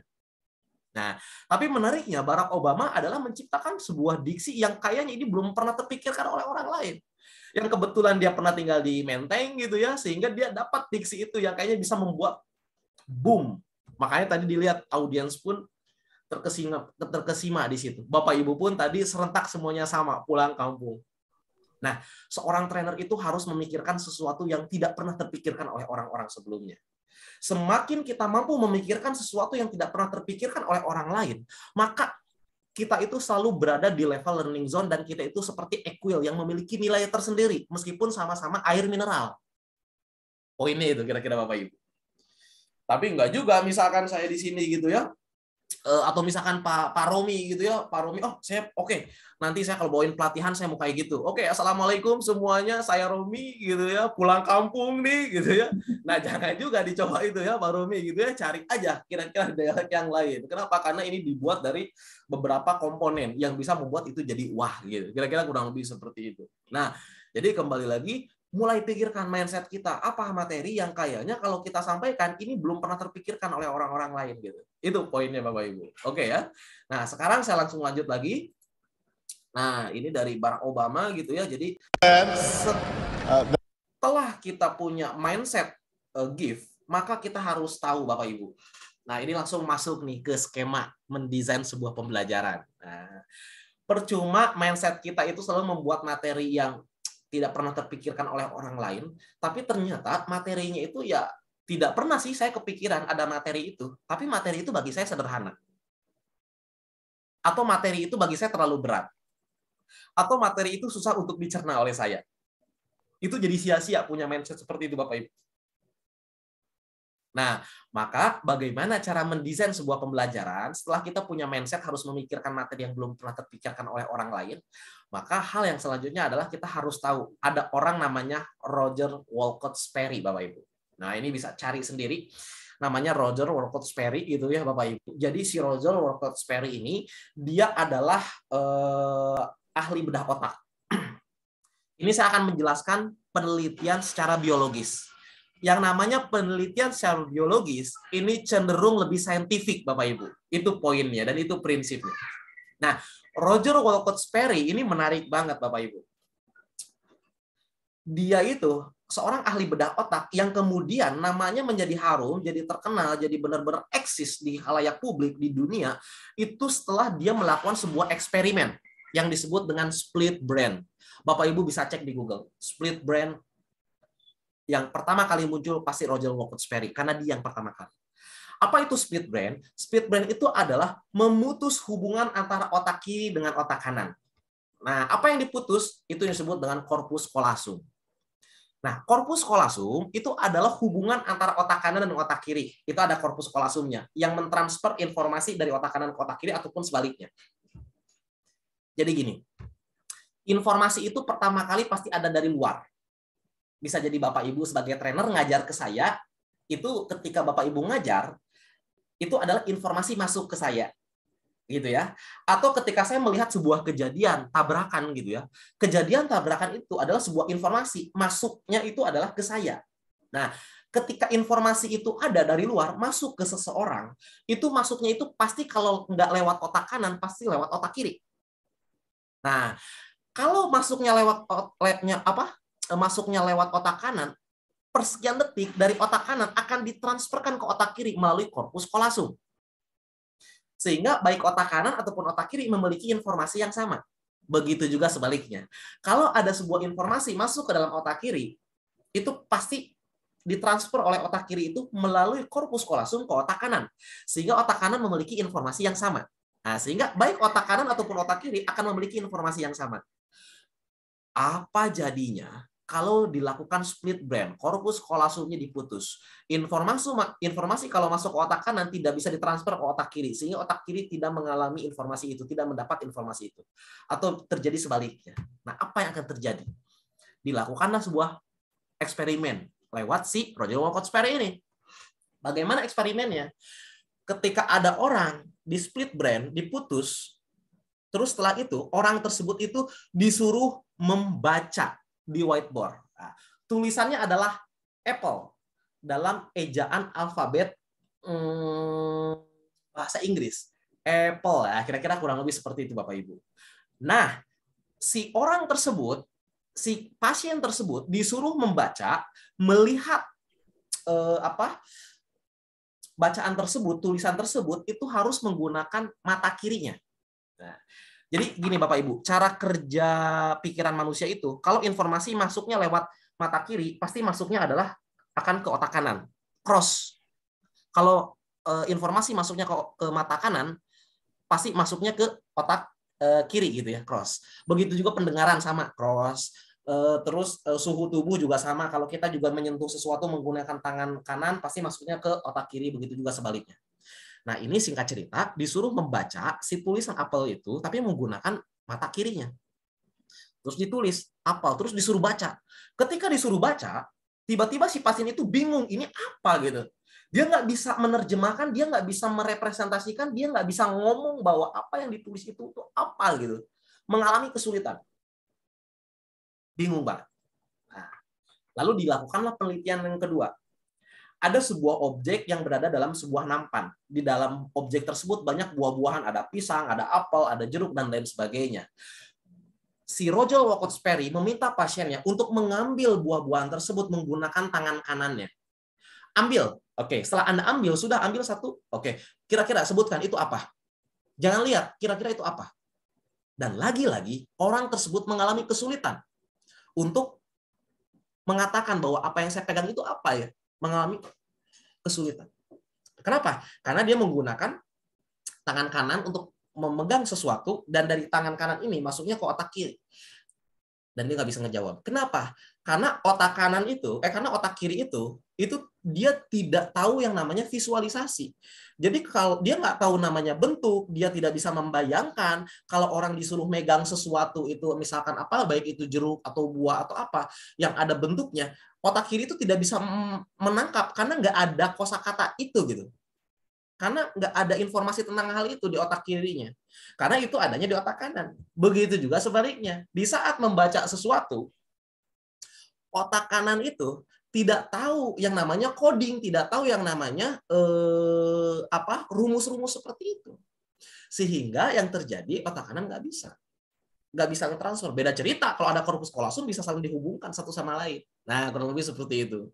Nah, terus apa hubungannya dengan teori ini dengan desain pembelajaran? Nah, Bapak Ibu, di saat kita lagi ngejelasin sesuatu, di saat kita lagi menyampaikan sesuatu, pastikan kita itu harus memenuhi kebutuhan otak kanan dan kebutuhan otak kiri.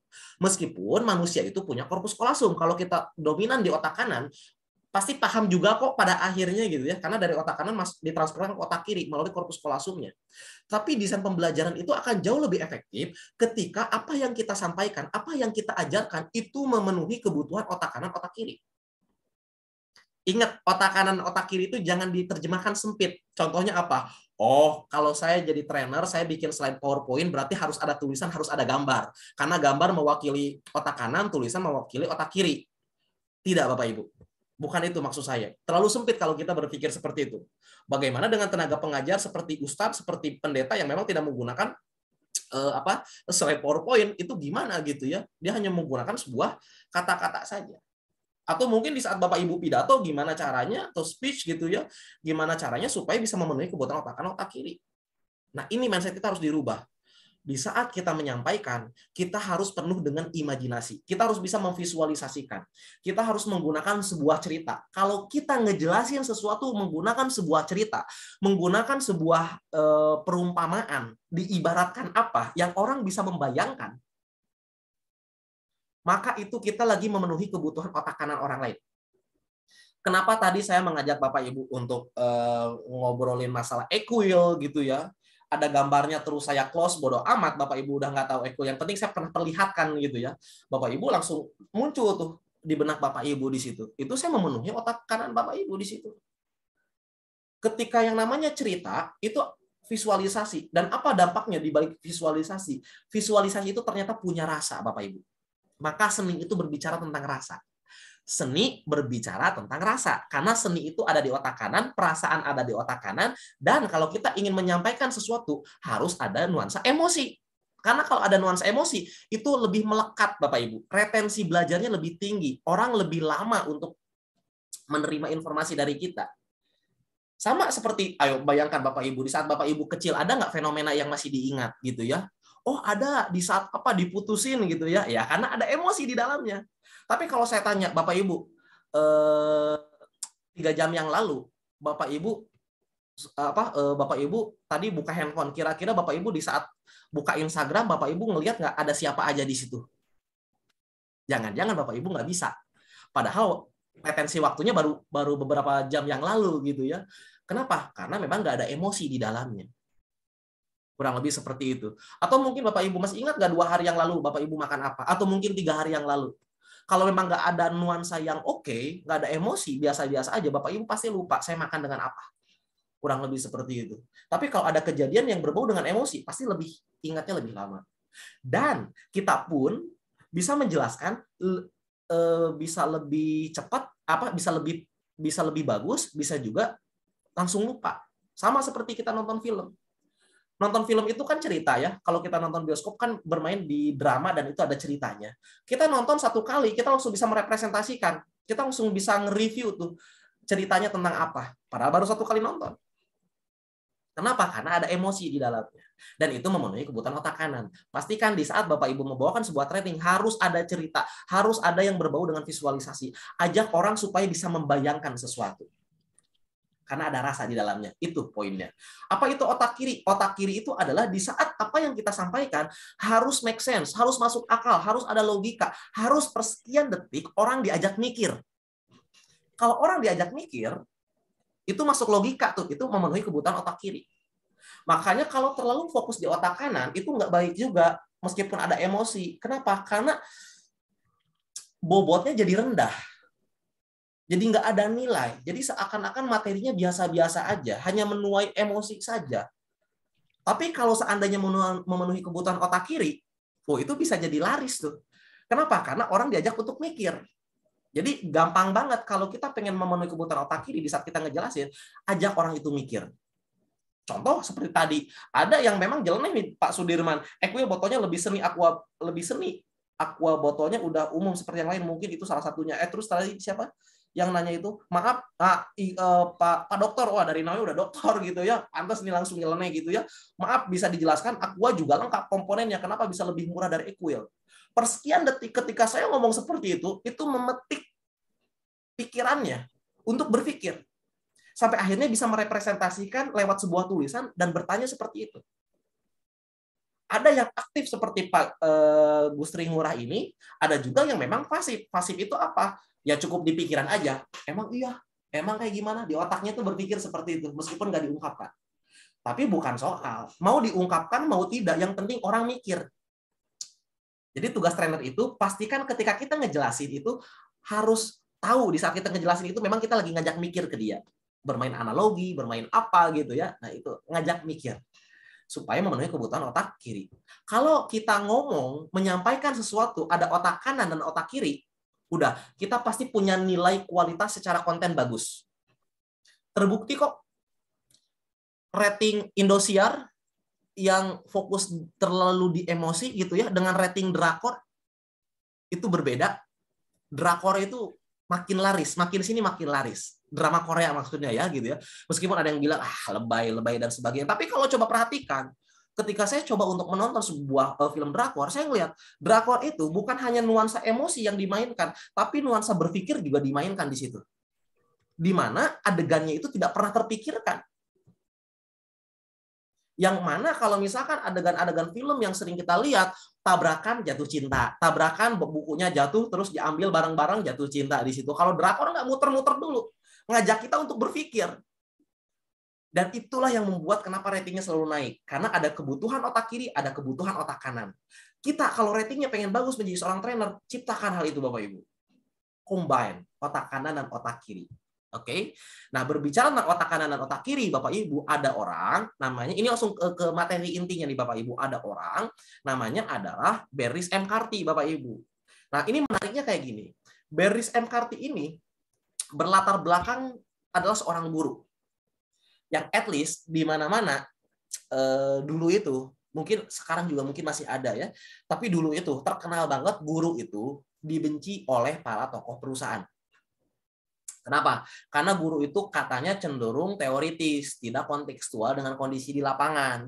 Makanya ada pembelajaran baru untuk seorang trainer, di mana trainer itu kalau ngajar harus sesuai dengan kondisi di lapangan. Nah, makanya dulu itu, bahkan sekarang juga masih terdoktrin oleh zaman dulu tuh, di mana kalau perusahaan-perusahaan itu ya nggak mau tuh kalau yang ngajar adalah guru. Kenapa? Karena guru itu teoritis, tidak kontekstual dengan kondisi lapangan. Tapi paradigma itu tuh makin kesini makin berubah, apalagi setelah ada Barris M. Carty. Nah, jadi Barris M. Carty ini dia adalah seorang guru, Bapak Ibu. Seorang guru yang dinobatkan sebagai pelopor pendesain pembelajaran yang bersifat transformatif. Artinya itu yang dianggap oleh perusahaan-perusahaan itu pada akhirnya Barris M. Carty ini adalah tokoh yang bisa membuat proses pembelajaran itu berdampak dan efektif. Lewat teori yang disebut dengan format system. Nah, kalau Bapak Ibu lihat di sini saya pakai pointer deh biar kelihatan lasernya mana. Oh, oke ini nih. Nih Bapak Ibu ada why yang disebut dengan meaning, ada what yang disebut dengan konsep, ada how yang disebut dengan skill, ada adaptation yang disebut dengan if. Nah, apa itu meaning? Meaning ini adalah bicara tentang kenapa materi itu harus dipelajari. Kenapa materi itu tuh penting harus dimiliki oleh peserta. What itu adalah berbicara tentang emang apa sih itu, konsepnya seperti apa sih. Nah, kalau how itu setelah saya tahu, setelah saya paham bagaimana cara melakukannya, bagaimana cara kerjanya. Nah, kita tahu cara kerjanya, kita melakukan belum tentu sesuai dengan kondisi di lapangan. Makanya ada yang disebut dengan adaptation. Bagaimana memastikan proses pembelajaran itu kontekstual dengan kondisi di lapangan. Jadi runutannya adalah why, what, how, dan if. Nah, Barris M. Carty ini dipelopori oleh pendekatan Roger Wolcott Sperry. Dia terinspirasi dari beliau itu gitu ya, tentang otak kiri dan otak kanan. Bahwa kalau proses pembelajaran itu harus memenuhi otak kiri dan otak kanan. Nah, makanya di sini ditulis yang paling inti. Ada R, ada L. R itu right, L itu left. Ini juga sama right itu left gitu ya. Ini juga sama L, ini R, ini L, ini R.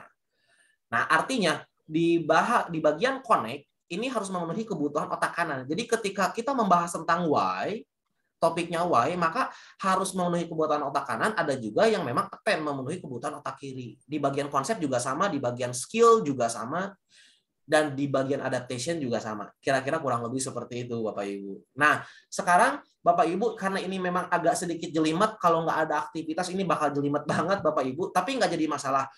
saya kasih tahu ke Bapak Ibu, teori ini tuh di Google ada. Cuman berpart gitu loh Bapak Ibu.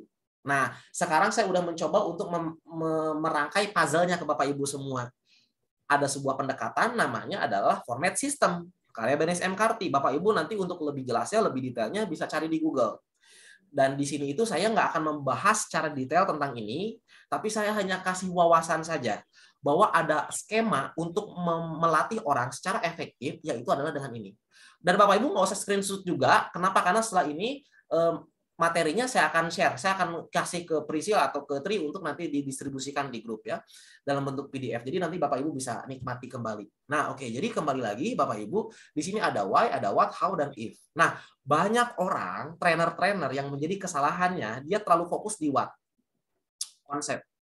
Oke. Saya akan membahas tentang TOT, training of trainer gitu ya. Bagaimana cara menjadi seorang trainer. Oke. Trainer itu adalah definisinya. Terus kita itu kalau jadi trainer itu harus A, harus B, harus C, harus D, harus E. Langkah-langkahnya seperti ini. Nah, langsung masuk ke what. Kalau kita langsung masuk ke what, menurut si Benes M. Karti, ini cenderung tidak efektif. Kenapa? Karena orang tidak diberi kesadaran bahwa ilmu TOT itu penting. Bahwa ilmu yang mau disajikan itu penting. Maka harus ada yang disebut dengan why, meaning dulu Bapak Ibu. Nah, kalau Bapak Ibu tadi masih ingat ketika saya lagi ngejelasin gitu ya, di awal itu tadi saya berangkat dari mana? Saya berangkat dari keresahan saya. Saya pernah ngalamin kok kondisi di mana saya bawain training, orang happy di kelas, orang aktif, ditanya ternyata orang bilang bahwa pelatihannya oke, role play juga aktif mereka, tapi ketika beres training itu nggak efektif, itu nggak dilakuin karena ternyata di luar itu dinamis gitu ya, sehingga nggak dipakai. Kenapa hal ini bisa terjadi? Nah, itu yang disebut dengan meaning, Bapak Ibu. Why? Pastikan seorang trainer ketika menjelaskan sesuatu harus ada why-nya dulu, latar belakangnya dulu gitu ya, Bapak Ibu. Itu penting banget. Nah, di saat kita menjelaskan latar belakang, pastikan apa yang kita sampaikan itu memenuhi otak kanannya, pastikan harus ada visualisasi, bisa terbayangkan oleh dia. Ada juga yang disebut dengan attend, di mana ini memenuhi kebutuhan otak kiri, di mana kita mengajak mereka untuk berpikir. Masuk akal ternyata gitu ya. Nah, kurang lebih seperti itu. Nah, baru setelah itu kita diarahin ke konsep. Konsepnya itu seperti apa? Mulai tadi saya membahas intronya lewat learning zone. Hal pertama yang harus kita miliki itu kita harus tahu yang disebut dengan learning zone. Dari learning zone saya ajak ke aspek yang lain, yaitu adalah framework gitu ya, bahwa ternyata kita tahu learning zone itu aja nggak cukup. Kenapa? Karena dinamika proses pembelajaran itu cukup panjang. Ada dari analisa, design and development, implementasi, evaluasi, dan seterusnya. Nah, nggak cukup di situ. Kita karena fokus di desain aja, yuk kita kembangkan di desain. Kalau kita pengen kembangkan di desain, saya mulai masuk lagi. Harus punya mindset. Mindsetnya apa? Mindset give. Nah, kayak gitu. Terus saya tadi pakai analogi equal gitu ya.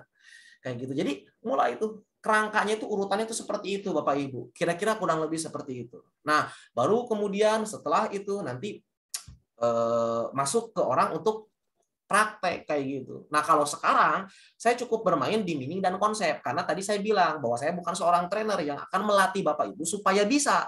Tapi di sini saya hanya sebatas membuat Bapak Ibu memiliki pengetahuan bahwa ini adalah desain pembelajaran yang efektif. Jadi saya cuma bermain di meaning dan konsep. Untuk skill dan adaptation, saya nggak bermain di sini. Nah, Pak Andi nanti di hari Sabtu, dia akan bermain sangat mungkin sampai tahap adaptation atau tahap how. Kurang lebih seperti itu. Nah, jadi Bapak Ibu pastikan nanti ketika Bapak Ibu menjelaskan ke orang, kalau membuat orang pengen sampai bisa, ya di how cukup. Tapi kalau bisa dan pengen benar-benar dipraktekkan di kehidupan nyatanya, maka harus sampai di tahap adaptation. Gitu ya tahapannya ya. Saya ulang nih, ini rumusnya menarik nih. Kalau saya sebagai trainer hanya ingin membuat orang itu sadar bahwa ini tuh penting, ilmu ini tuh untuk dimiliki, maka saya cukup bermain di why. Tapi kalau saya sebagai seorang trainer pengen membuat orang itu selain sadar bahwa ini penting, lalu saya kasih tahu mana yang benar, mana yang salah, berarti sampai ke tahap konsep.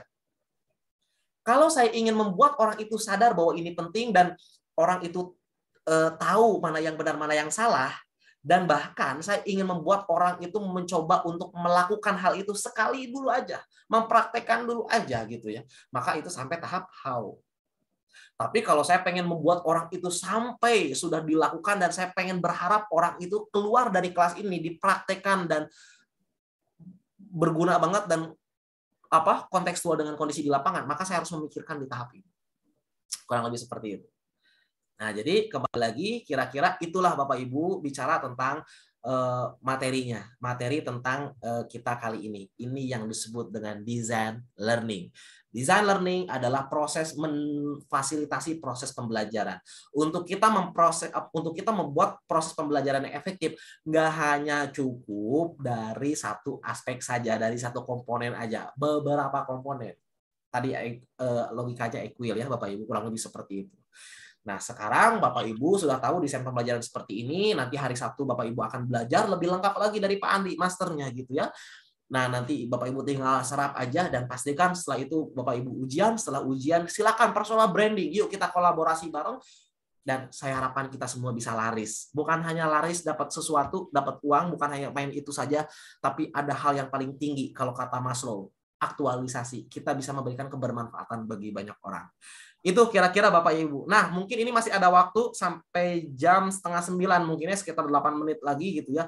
Silakan Bapak Ibu kalau ada yang mau ditanyakan, silakan. Silakan raise hand dulu aja, biar nanti saya minta untuk Bapak Ibu. Silakan kalau mau ada yang tanyain. Sambil mau ini dulu di sini ada pertanyaan lewat tulisan. Bisa dijelaskan bagaimana bentuk kolaborasinya, Coach? Wah, oke, menarik.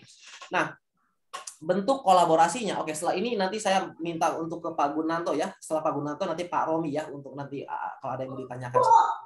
Oke, sambil itu saya coba untuk cara mute-nya di mana ya? Oh, oke, ini sip. Nah, sip.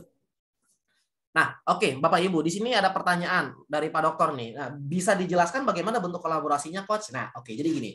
Bapak Ibu kalau sudah lulus itu nanti akan masuk ke dalam grup ACKN, Asosiasi Coach Kompeten Nasional, di mana semuanya sudah tersertifikasi BNSP minimal di level 4 sebagai seorang trainer.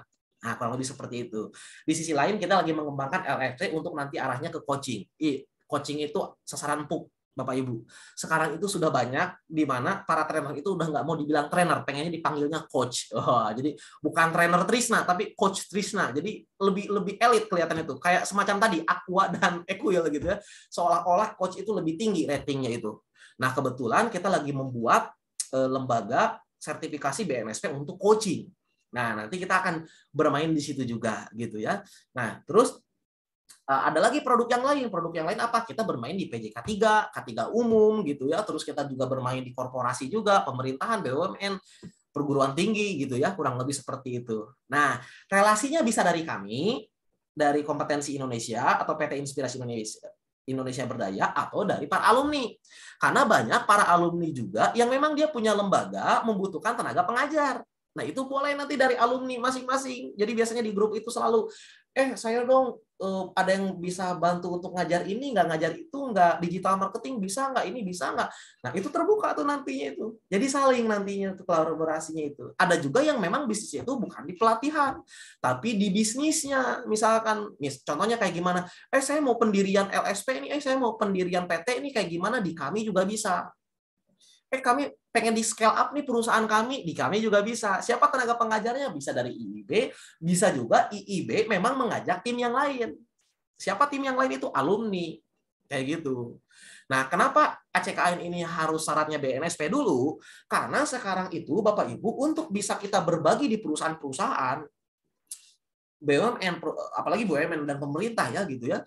Nah, di perusahaan swasta juga sama. Itu syarat utama kalau kita pengen goal tender kita, itu trainernya pasti harus minimal level 4 dulu tuh BNSP. Sebagus-bagusnya kita sebagai seorang trainer kalau nggak punya BNSP nggak bisa tuh. Kenapa? Karena terhalang oleh administrasi. Ya karena memang BNSP ini yang menggagas pemerintah. Dan bahkan BNSP itu kalau dari grade itu langsung ke presiden, berbeda dari LKP atau LPK yang dari kementerian. Kurang lebih seperti itu. Saya bukan merendahkan, karena memang kita juga punya keduanya.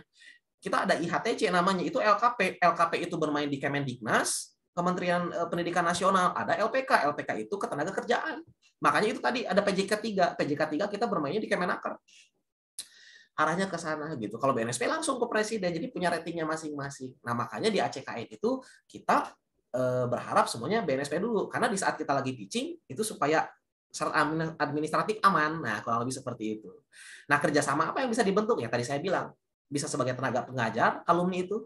Bisa kalau para alumni itu mau bikin kelas, terus mengundang kami gitu ya, atau misalkan trainernya adalah Anda sendiri, lalu pengen disupport sama kita gitu ya, jadi ada trainer kedua, misalkan trainer ke-1-nya Pak Muhammad gitu ya, saya pengen didampingin deh sama siapa, sama si Trisna, atau misalkan sama Pak Medi, ya itu bisa kayak gitu. Deal-dealannya kayak gimana? Tenang, kita memang cincai. Kenapa cincai? Karena memang untuk alumni ini ya kita harus benar-benar tumbuh dulu gitu, poinnya seperti itu. Dan kita nggak mau menumbuhkan kompetensi Indonesia saja, bukan IIB saja yang kita tumbuhkan. Bapak Ibu di grup itu nanti ketika Bapak Ibu masuk, mungkin ada juga, saya pernah minta tuh ke Tri untuk tolong di-share bahwa di ACKN itu ada grup di mana ada nomor 1 sampai nomor sekian itu ada PT mana untuk menjadi TUK. Mungkin Bapak Ibu saya nggak tahu apakah dapat copyright dapat WA-nya atau tidak. Itu sengaja saya harus share. Kenapa? Karena yang kita ingin tumbuhkan itu bukan hanya lembaga kita, lembaga yang lain juga harus kita tumbuhkan. Eranya sekarang udah kolaborasi Bapak Ibu. Kalau kita pengen cepat, pengen tumbuh cepat, eranya udah kolaborasi. Makanya kita udah nggak kita nge-branding 1 atau 2 lembaga, dan itu punya kami saja, punya yang lain juga sama. Kayak gitu. Jadi bisa jadi tenaga pengajar, bisa sebagai IO-nya, bisa dari pendirian LSP, dan masih banyak lagi yang lainnya gitu ya. Mas sekarang alumni ada yang punya restoran, pengen di scale up restorannya, sesi coaching, bisa juga. Ada alumni yang bermain di properti, ayo ada yang mau invest nggak, kayak gimana? Ada yang suka, uang ACKN itu ratusan kok. Nah, kurang lebih seperti itu. Nah, itu kira-kira Bapak Ibu ya, yang bisa dikolaborasikan. Dan masih banyak lagi. Kalau saya terlalu panjang juga, mending nanti aja gitu ya. Bapak Ibu juga bakal nikmatin nanti. Oke? Terima kasih Pak Dokter ya. Sekarang Pak Gunanto, kira-kira apa yang mau disampaikan atau mau ditanyakan Pak Gunanto? Silakan. Dari Kudus. Ya. Terima kasih Pak Trisna. Salam kenal. Suara saya terdengar semua, nggih? Jelas banget. Oke. Assalamualaikum warahmatullahi wabarakatuh. Salam sejahtera untuk kita semua. Untuk batch 37 ini, salam kebajikan, namo buddhaya, Om Swastiastu. Bapak Ibu sekalian, terima kasih walaupun saya last minute untuk gabung di kelas ini karena baru tadi siang ya.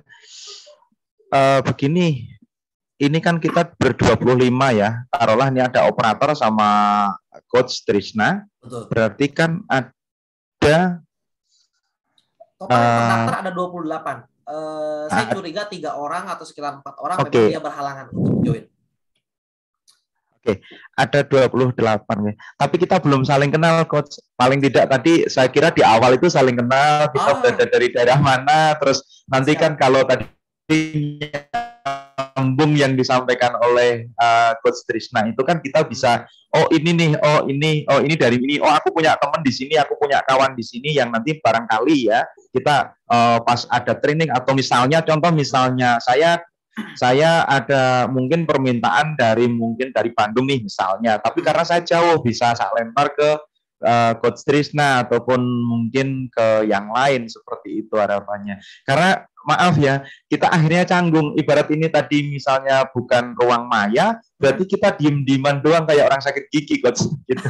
Harapannya seperti itu. Apakah ya kan? Itu harapannya seperti itu. Nah, tapi karena tadi nggak ada kesempatan untuk berkenalan, saya hanya halo dengan Pak siapa tadi ya sebelum Coach Trisna masuk itu aja. Gitu. Iya. Begitu. Karena menurut saya itu penting ya, walaupun kecil. Menurut saya penting. Betul. Begitu, Coach, kira-kira. Siap. Salam kenal. Mohon izin mungkin saya awali dulu dari saya. Salam kenal. Saya dari Kudus, Jawa Tengah. Bapak Ibu sekalian, silakan kalau pas main ke Kudus mampir. Mohon maaf kalau ini sinyalnya agak putus nyambung karena saya berada di gunung paling utara ini, di pucuk gunung. Namanya Gunung Muria. Wih, mantap. Siap Pak Gunanto. Gitu ya. Ya, gimana Pak? Ya, sudah. Gimana? Oh, cukup. Halo, sudah Pak? Ya.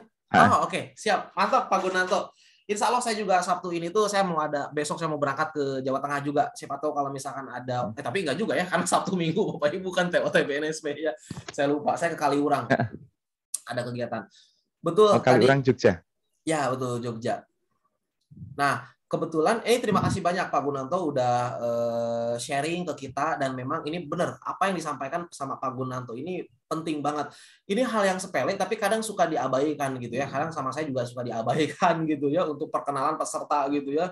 Yang sebetulnya kalau saling kenal itu bisa satu sama lain bisa kenalan, bisa saling ngebonding, bisa saling aktif, kurang lebih seperti itu. Tapi kembali lagi mohon maaf banget Pak Gunanto gitu ya, karena memang waktu saya cukup terbatas juga gitu ya. Tapi tenang aja Pak Gunanto, nanti itu hari Sabtu sampai hari Minggu itu kan full day Pak. Nah, jadi di situ itu nanti bakal ada praktek juga dengan Pak Andi itu nanti bakal banyak kenalan nanti di situ. Nah, harapan saya justru ketika tadi Pak Gunanto udah mengawali dengan hal yang bagus gitu ya untuk kenalan, harapan saya setelah close di sini silakan di grup WA itu saling kenalan. Itu saling kenalan supaya kita bisa lebih tahu nantinya.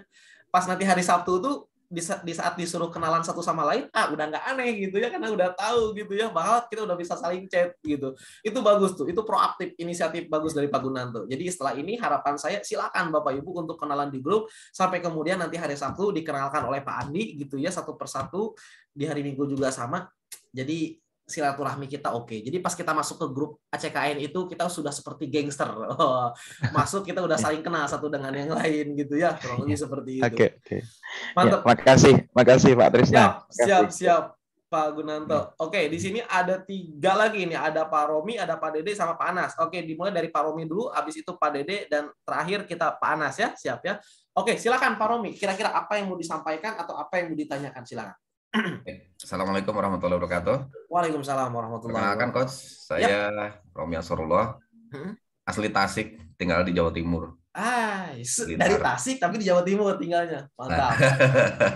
Kalau mau ke Makam Bung Karno bisa mampir ke rumah saya 10 menit dari sana. Oh, oke, sip. Menarik. Terkait dengan materi yang tadi yang tadi Coach sampaikan, ini luar biasa memang insight gitu ya.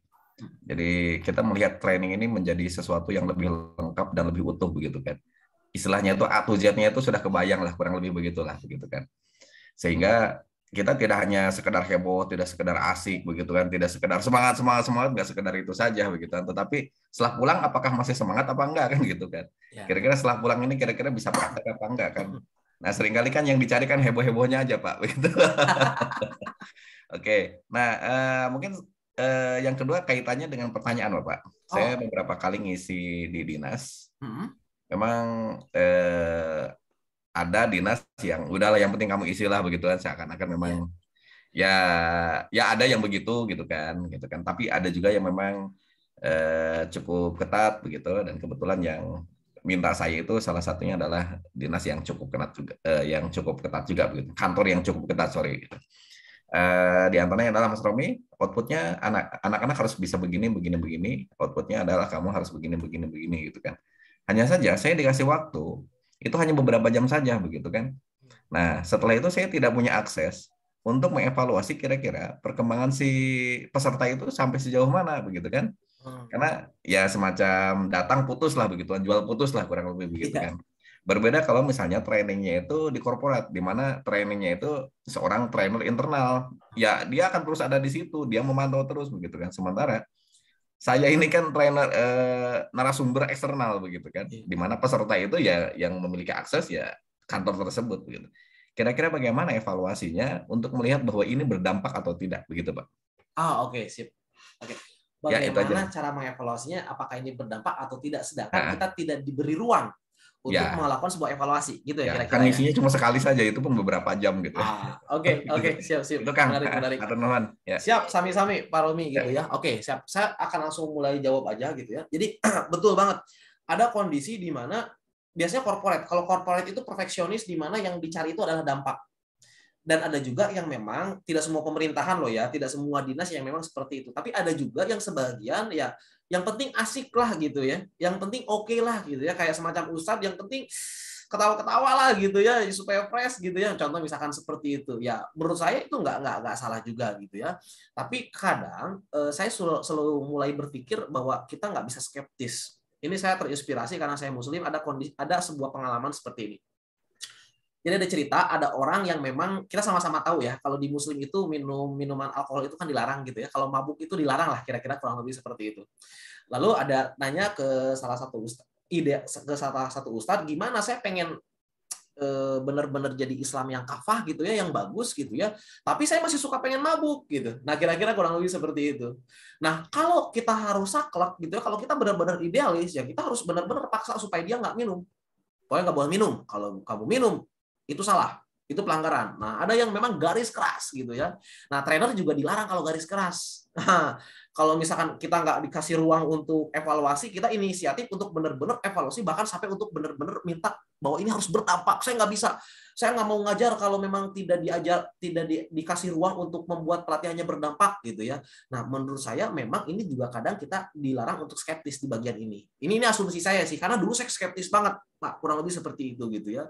Nah, apa yang dilakukan ketika ada orang yang memang dia masih suka mabuk, tapi dia pengen mulai masuk dan mengenal Islam gitu ya, maka si ustadz itu bilang, nggak apa-apa kamu tetap mabuk, tapi yang penting sebelum kamu minum minuman alkohol itu, kamu baca bismillah dulu, dibilang kayak gitu. Jadi kalau mau minum silakan minum alkohol, tapi baca bismillah dulu gitu. Jadi ada rasa yang pada akhirnya dia pas minum tuh lama-kelamaan jadi malu karena harus baca bacaan dulu, kira-kira kurang lebih seperti itulah. Sedikit analogi atau kiasannya Bapak Ibu. Nah, sama kita pun ketika memang tidak diberi waktu dan memang tidak diminta dan tidak dibolehkan karena waktunya terbatas untuk membuat pelatihan yang berdampak, maka ya udah kita nggak usah bermain di situ. Jangan-jangan mereka belum sadar di situ. Nah, tugas kita itu apa? Tugas kita itu ya udah kita all out. Kalau memang kita harus bikin itu asik, ya udah kita buat asik aja. Meskipun sadar kita tuh tahu bahwa membuat asik itu tidak terlalu berkorelasi dengan dampak gitu ya. Contohnya misalkan kayak gini, Bapak Ibu mau saya ajarkan berenang, sedangkan Bapak Ibu tidak bisa berenang, saya ajarkan. Tapi saya cara mengajarkannya kayak gini, Bapak Ibu pokoknya ikuti kata-kata saya, sekarang hingga seterusnya, saya bisa berenang, semangat, pasti bisa, pasti hebat, pasti jago, berenang, yakin, yes, yes, loncat-loncat tuh di situ gitu ya, ayo silakan nyebur. Pas maunya sebelum nyebur, dia udah semangat, pas dia nyebur, kelelep.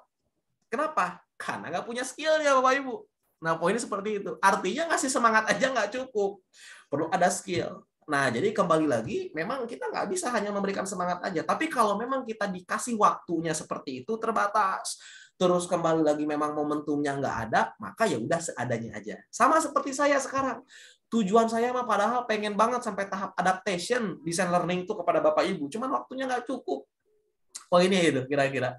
Nah, makanya udah sejauh ini yang saya bisa cuma tahap why dan what. Nah, kurang lebih seperti itu. Tapi boleh nggak kalau kita punya inisiasi, kalau kita pengen sampai tahap evaluasi aja. Boleh banget. Justru itu nilai baru untuk nanti si perusahaan itu. Justru itu cara edukasi. Inisiatif Pak Romi itu menurut saya benar-benar bagus banget. Ketika dari dinasnya memang tidak mau, terus Pak Romi ada inisiatif untuk melakukan hal itu gitu ya. Caranya kayak gimana kalau kayak gitu? Gampang sebetulnya. Kalau dalam dunia training itu ada istilah yang disebut dengan review. Jadi pastikan setelah melakukan sebuah training, pastikan kita ajak untuk dia di-review. Contoh misalkan cara nge-review Pak yang paling efektif itu seperti ini Bapak Ibu. Oke, Bapak Ibu masih ingat jadi apa yang tadi kita sampaikan selama 2 jam terakhir itu kita bicara tentang design learning. Bagaimana cara memfasilitasi proses belajar. Bagaimana cara memfasilitasi proses belajar, Bapak Ibu? Maka kita yang pertama kali itu kita harus tahu ada beberapa zona model pembelajaran. Ada apa aja Bapak Ibu? Nah, misalkan yang pertama itu apa yang pertama itu yang kalau kayaknya orang stres itu apa? Oh, anxiety zone. Yes, anxiety. Jadi kita ngasih stimulan. Kita pura-pura bego, seorang trainer pura-pura bego, kita lupa dengan materi kita. Biar apa? Biar orang yang ngejawab. Kayak gitu. Harus satu persatu nggak usah. Kalau ada 26 peserta, cukup satu atau kedua orang aja. Kenapa? Karena di saat orang ngejawab, itu sudah merepetisi dan mewakili yang lain. Nah, kalau dalam evaluasi, ini sudah masuk evaluasi level 2, Pak Romi, yang disebut dengan pemahaman peserta terhadap materi pelatihan. Oke, pemahaman peserta terhadap materi pelatihan itu evaluasi level 2. Caranya kayak gimana? Kalau kita nggak dikasih kertas, peserta nggak dikasih kertas dengan cara seperti itu. Manfaatkannya kita review. Nah, caranya seperti barusan. Oke, terus udah ada learning zone, terus ada drone zone, terus ada ini. Udah beres seperti itu kan nggak cukup ya. Perlu kita punya mindset. Mindset apa sih kalau pengen jadi seorang trainer yang oke? Mindset apa tadi? Ada kotak apa tadi tuh? Wah, jadi seolah-olah ngasih clue gitu ya, supaya orang jadi paham. Ada visualisasinya, terus tubuh kita digini ini bahasa tubuh. Ini analog marking kalau dalam bahasa tubuh tuh. apa ya itu sebetulnya. Nah, itu yang nanti bakal jadi tertanam. Oh, gift ya, kado. Nah, misalkan kayak gitu. Nah, apa makna di balik kado itu Bapak Ibu misalkan? Harus memikirkan sesuatu yang apa ya kira-kira? Oh, tidak pernah terpikirkan oleh orang sebelumnya. Wah, kayak gitu. Nah, gitu Pak Muhammad. Kurang lebih seperti kayak Pak Muhammad ekspresi banget gitu ya. Nah, kurang lebih seperti itu Pak Romi. Durasinya biasanya saya kalau nge-review durasinya 2 jam, nge-review itu ya paling sekitar 10 sampai 15 menit. Kurang lebih seperti itu. Ada juga yang reviewnya biasa-biasa aja. Kalau tadi saya cukup biasa-biasa aja. Tadi nge-reviewnya cuma singkat kayak gitu doang. Tapi kalau pengen mastiin banget, yang nge-reviewnya memang harus panjang. Dari A sampai Z, kurang lebih seperti itu. Gitu kira-kira Pak Romi untuk evaluasi level 2. Kalau evaluasi level 3 kita nggak bisa kalau 2 jam apalagi gitu ya. Kurang lebih seperti itu. Sip, mantap Pak Romi, thank you banget. Keren ini kayak udah jadi trainer profesional nih Pak Romi, udah paham ke situ ya. Oke, siap. Selanjutnya ada Pak Dede. Oke, silakan. Kita akhiri aja ya Bapak Ibu, setelah Pak Dede nanti Pak Anas, setelah Pak Anas kita akhiri. Gampang kan, nanti kalau misalkan ada yang ditanyakan, saya itu sering sharing kok. Dan saya kalau sharing seringnya gratisan gitu ya. Bisa di Zoom, bisa juga di kantor gitu ya. Kemarin saya baru sharing itu tentang digital marketing. Bagaimana supaya kita bisa closing, entah itu produknya apapun itu. Kemarin para pesertanya dari ACKN semua, ada yang produknya properti, ada yang produknya pelatihan juga gitu ya, ada yang BNSP tapi bukan dari kita. Bagi saya nggak jadi masalah. Poinnya seperti itu. Jadi saya selalu sharing juga. Jadi mungkin nanti lain waktu kita bisa sharing lagi. Kurang lebih seperti itu. Nah, 2 pertanyaan terakhir. Pak Dede, kira-kira apa nih Pak Dede? Oke. Assalamualaikum warahmatullahi wabarakatuh. Waalaikumsalam warahmatullahi wabarakatuh. Buat atas waktunya. Luar biasa ini. Pertemuan pertama ini sudah ada impact ini. Asik. Jadi ini jadi begini. Saya juga sama sebetulnya. Saya kira juga teman-teman yang lain sama. Kenapa kita ikut trainer ini? Karena memang kita sebetulnya juga sudah ada di alam itu. Cuman kalau saya ada keresahan. Keresahan saya itu karena tadi mungkin sama lah dengan Pak Romi tadi ya. Kalau selesai, what next-nya kita nggak tahu gitu kan. Apakah kemudian ada impact-nya dari apa yang sudah kita berikan. Nah itu seringkali menjadi sesuatu yang kemudian buat saya bertanya-tanya. Saya tertarik dengan yang terakhir tadi yang dari Dr. Bernis tadi ya. Ada 4 hal. Why, what, kemudian how, dan if tadi. Jadi secara keseluruhan ketika kita ikuti aktivitas ini tadi dari awal sampai sekarang, saya ikuti. Ada satu hal di situ terkait dengan how tadi. Apakah kemudian trainer itu memang harus punya satu skill yang dia dalami begitu. Karena kalau kita general juga mungkin kita nggak dalam gitu kan, yang tadi juga sudah bilang latihan punya 1000 jurus tapi latihannya cuma sekali, lebih baik 1 jurus tapi kita dalami gitu. Nah ini kan kita bicara tentang trainer ini, bicara tentang skill kita di dalam membawakan pelatihan itu sendiri. Tapi artinya kita juga harus punya skill yang mumpuni juga untuk hal tertentu kan gitu ya. Nah ini yang saya kira saya tangkap tadi. Jadi ketika bicara digital marketing, artinya saya juga harus mendalami itu. Jadi bukan hanya skill untuk menjadi coach, jadi trainer begitu, tapi juga ada skill yang kemudian harus kita dalami untuk membuat branding, paling tidak branding kita itu. Saya kira mungkin begitu kali ya, Coach. Mohon maaf barangkali itu yang barusan ini saya tangkap dan saya sangat antusias mengikuti. Tadinya saya pikir apa nih yang kemudian akan saya dapat. Nah, tadi itu saya sudah dapat ya, ternyata ini ada sesuatu yang saya harus ikuti sampai selesai. Begitu. Salam buat teman-teman semua. Saya dari Kuningan, Jawa Barat. Wih, Kuningan. Cirebon? Indonesia, Cirebon, Pak. Betul. Mantap. Ya, dari Cirebon, Kuningan. Pak Gunanto dari Kudus. Nah, saya juga sering tuh ke Kudus, Pak Gunanto. Istri kebetulan dari sana. Jadi kita ketemu. Jadi kapan-kapan saya ke Kudus, saya kontak Pak. Siap, mantap. Makasih banyak. Ya, terima kasih. Siap, sama-sama Pak Dede. Itu betul banget apa yang disampaikan sama Pak Dede. Kita harus sama-sama tahu dulu, ada trainer, ada coach. Nah, ini kadang banyak orang berpikir bahwa coach dengan trainer itu sama. Padahal realitanya beda. Meskipun sama-sama pelatih gitu ya, sama-sama pengajar gitu. Nah, sebenarnya itu jauh berbeda banget. Nah, kalau coach dalam dunia bisnis seperti ini, dalam dunia live seperti ini gitu ya, coach itu dengan coach itu ya seperti pesertanya lah, kurang lebih seperti itu ya. Kalau terapis ada disebutnya klien gitu. Kalau misalkan coach itu ada coach. Nah, si kliennya lah kira-kira kurang lebih seperti itu. Itu levelnya setara. Coach dengan coach itu levelnya setara. Artinya kalau levelnya setara, si coach itu punya kelebihan yang memang tidak perlu si coach itu punya kelebihan yang memang tidak harus dimiliki oleh si coach, begitu juga sebaliknya. Kompetensinya berbeda. Contoh apa? Mike Tyson lah. Nah, Mike Tyson punya coach kan? Nah, kalau Mike Tyson punya coach, sekarang saya adu tantang.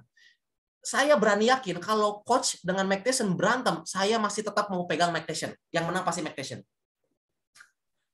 Kenapa saya bilang seperti itu? Karena coach dengan Mike Tyson punya kompetensi yang berbeda. Yang satu memang arahnya si coach ini untuk tahu bagaimana bermain di strategik, yang satu bermain yang memang pemainnya, playernya gitu. Itu dua kompetensi yang berbeda. Artinya kalau dalam dunia coaching itu nggak harus dia menguasai ilmunya. Yang penting secara bisnisnya dia tahu, paham kayak gitu. Makanya dulu ada namanya Maradona, di saat dia jadi pemain bagus banget gitu ya, tapi di saat jadi pelatih dia melempem gitu ya. Kenapa? Karena memang skillnya berbeda. Nah, tapi berbeda kalau trainer. Kalau trainer itu lebih tinggi dibanding peserta, dibanding trainee disebutnya itu. Kenapa?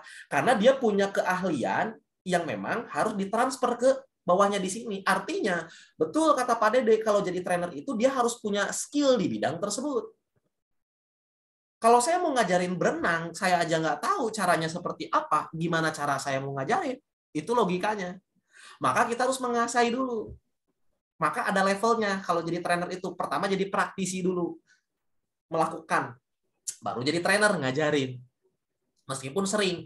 Ada pelatihan-pelatihan langsung trainer, terus dia cari di Google sana-sini, sehingga tidak menjiwai. Pada akhirnya apa? Ya kembali lagi, dia nggak punya mindset gift. Itu yang pertama. Terus yang kedua nggak punya nyawa. Sehingga ya materinya cuma nyanyian belaka saja gitu.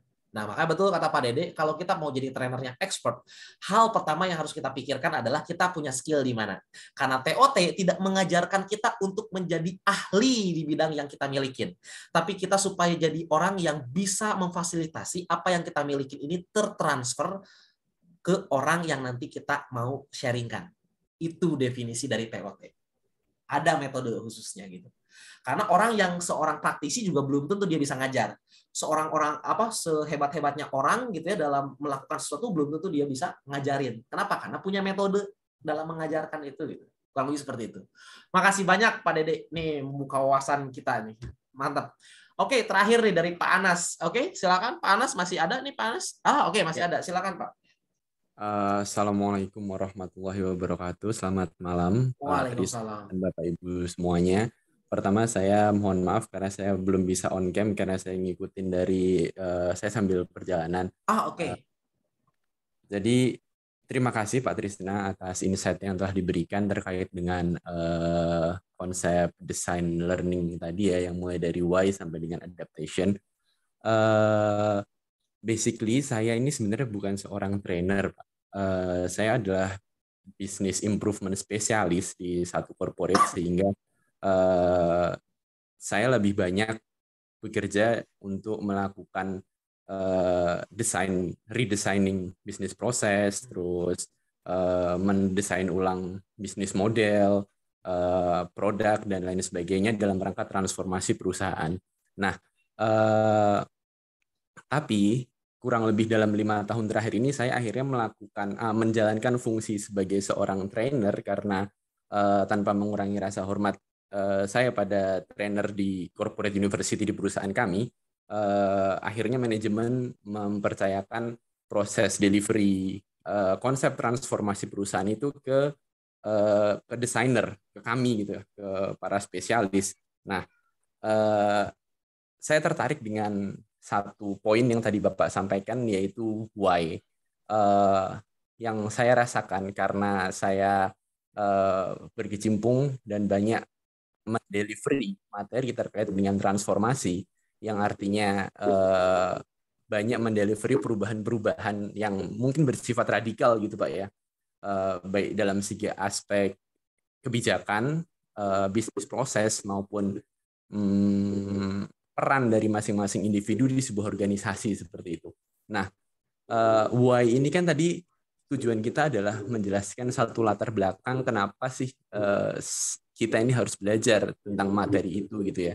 Nah, sometimes saya menemukan kondisi di mana sebenarnya audiens itu mereka paham, mereka tahu gitu kenapa kita harus belajar ini. Tapi mereka menghadapi resisten gitu Pak. Maksudnya mereka itu ada di dalam satu lingkungan yang memang tidak mudah gitu. Maksudnya kalau saya ibaratkan perusahaan kami, perusahaan besar, pesawat terbang, yang kami ini harus memperbaiki spare part kami tanpa kami harus mendarat gitu. Sehingga awak kabin ini mereka punya tantangan yang sangat besar. Sehingga tidak sedikit yang punya resisten. Walaupun mereka tahu kenapa ini harus dilakukan gitu.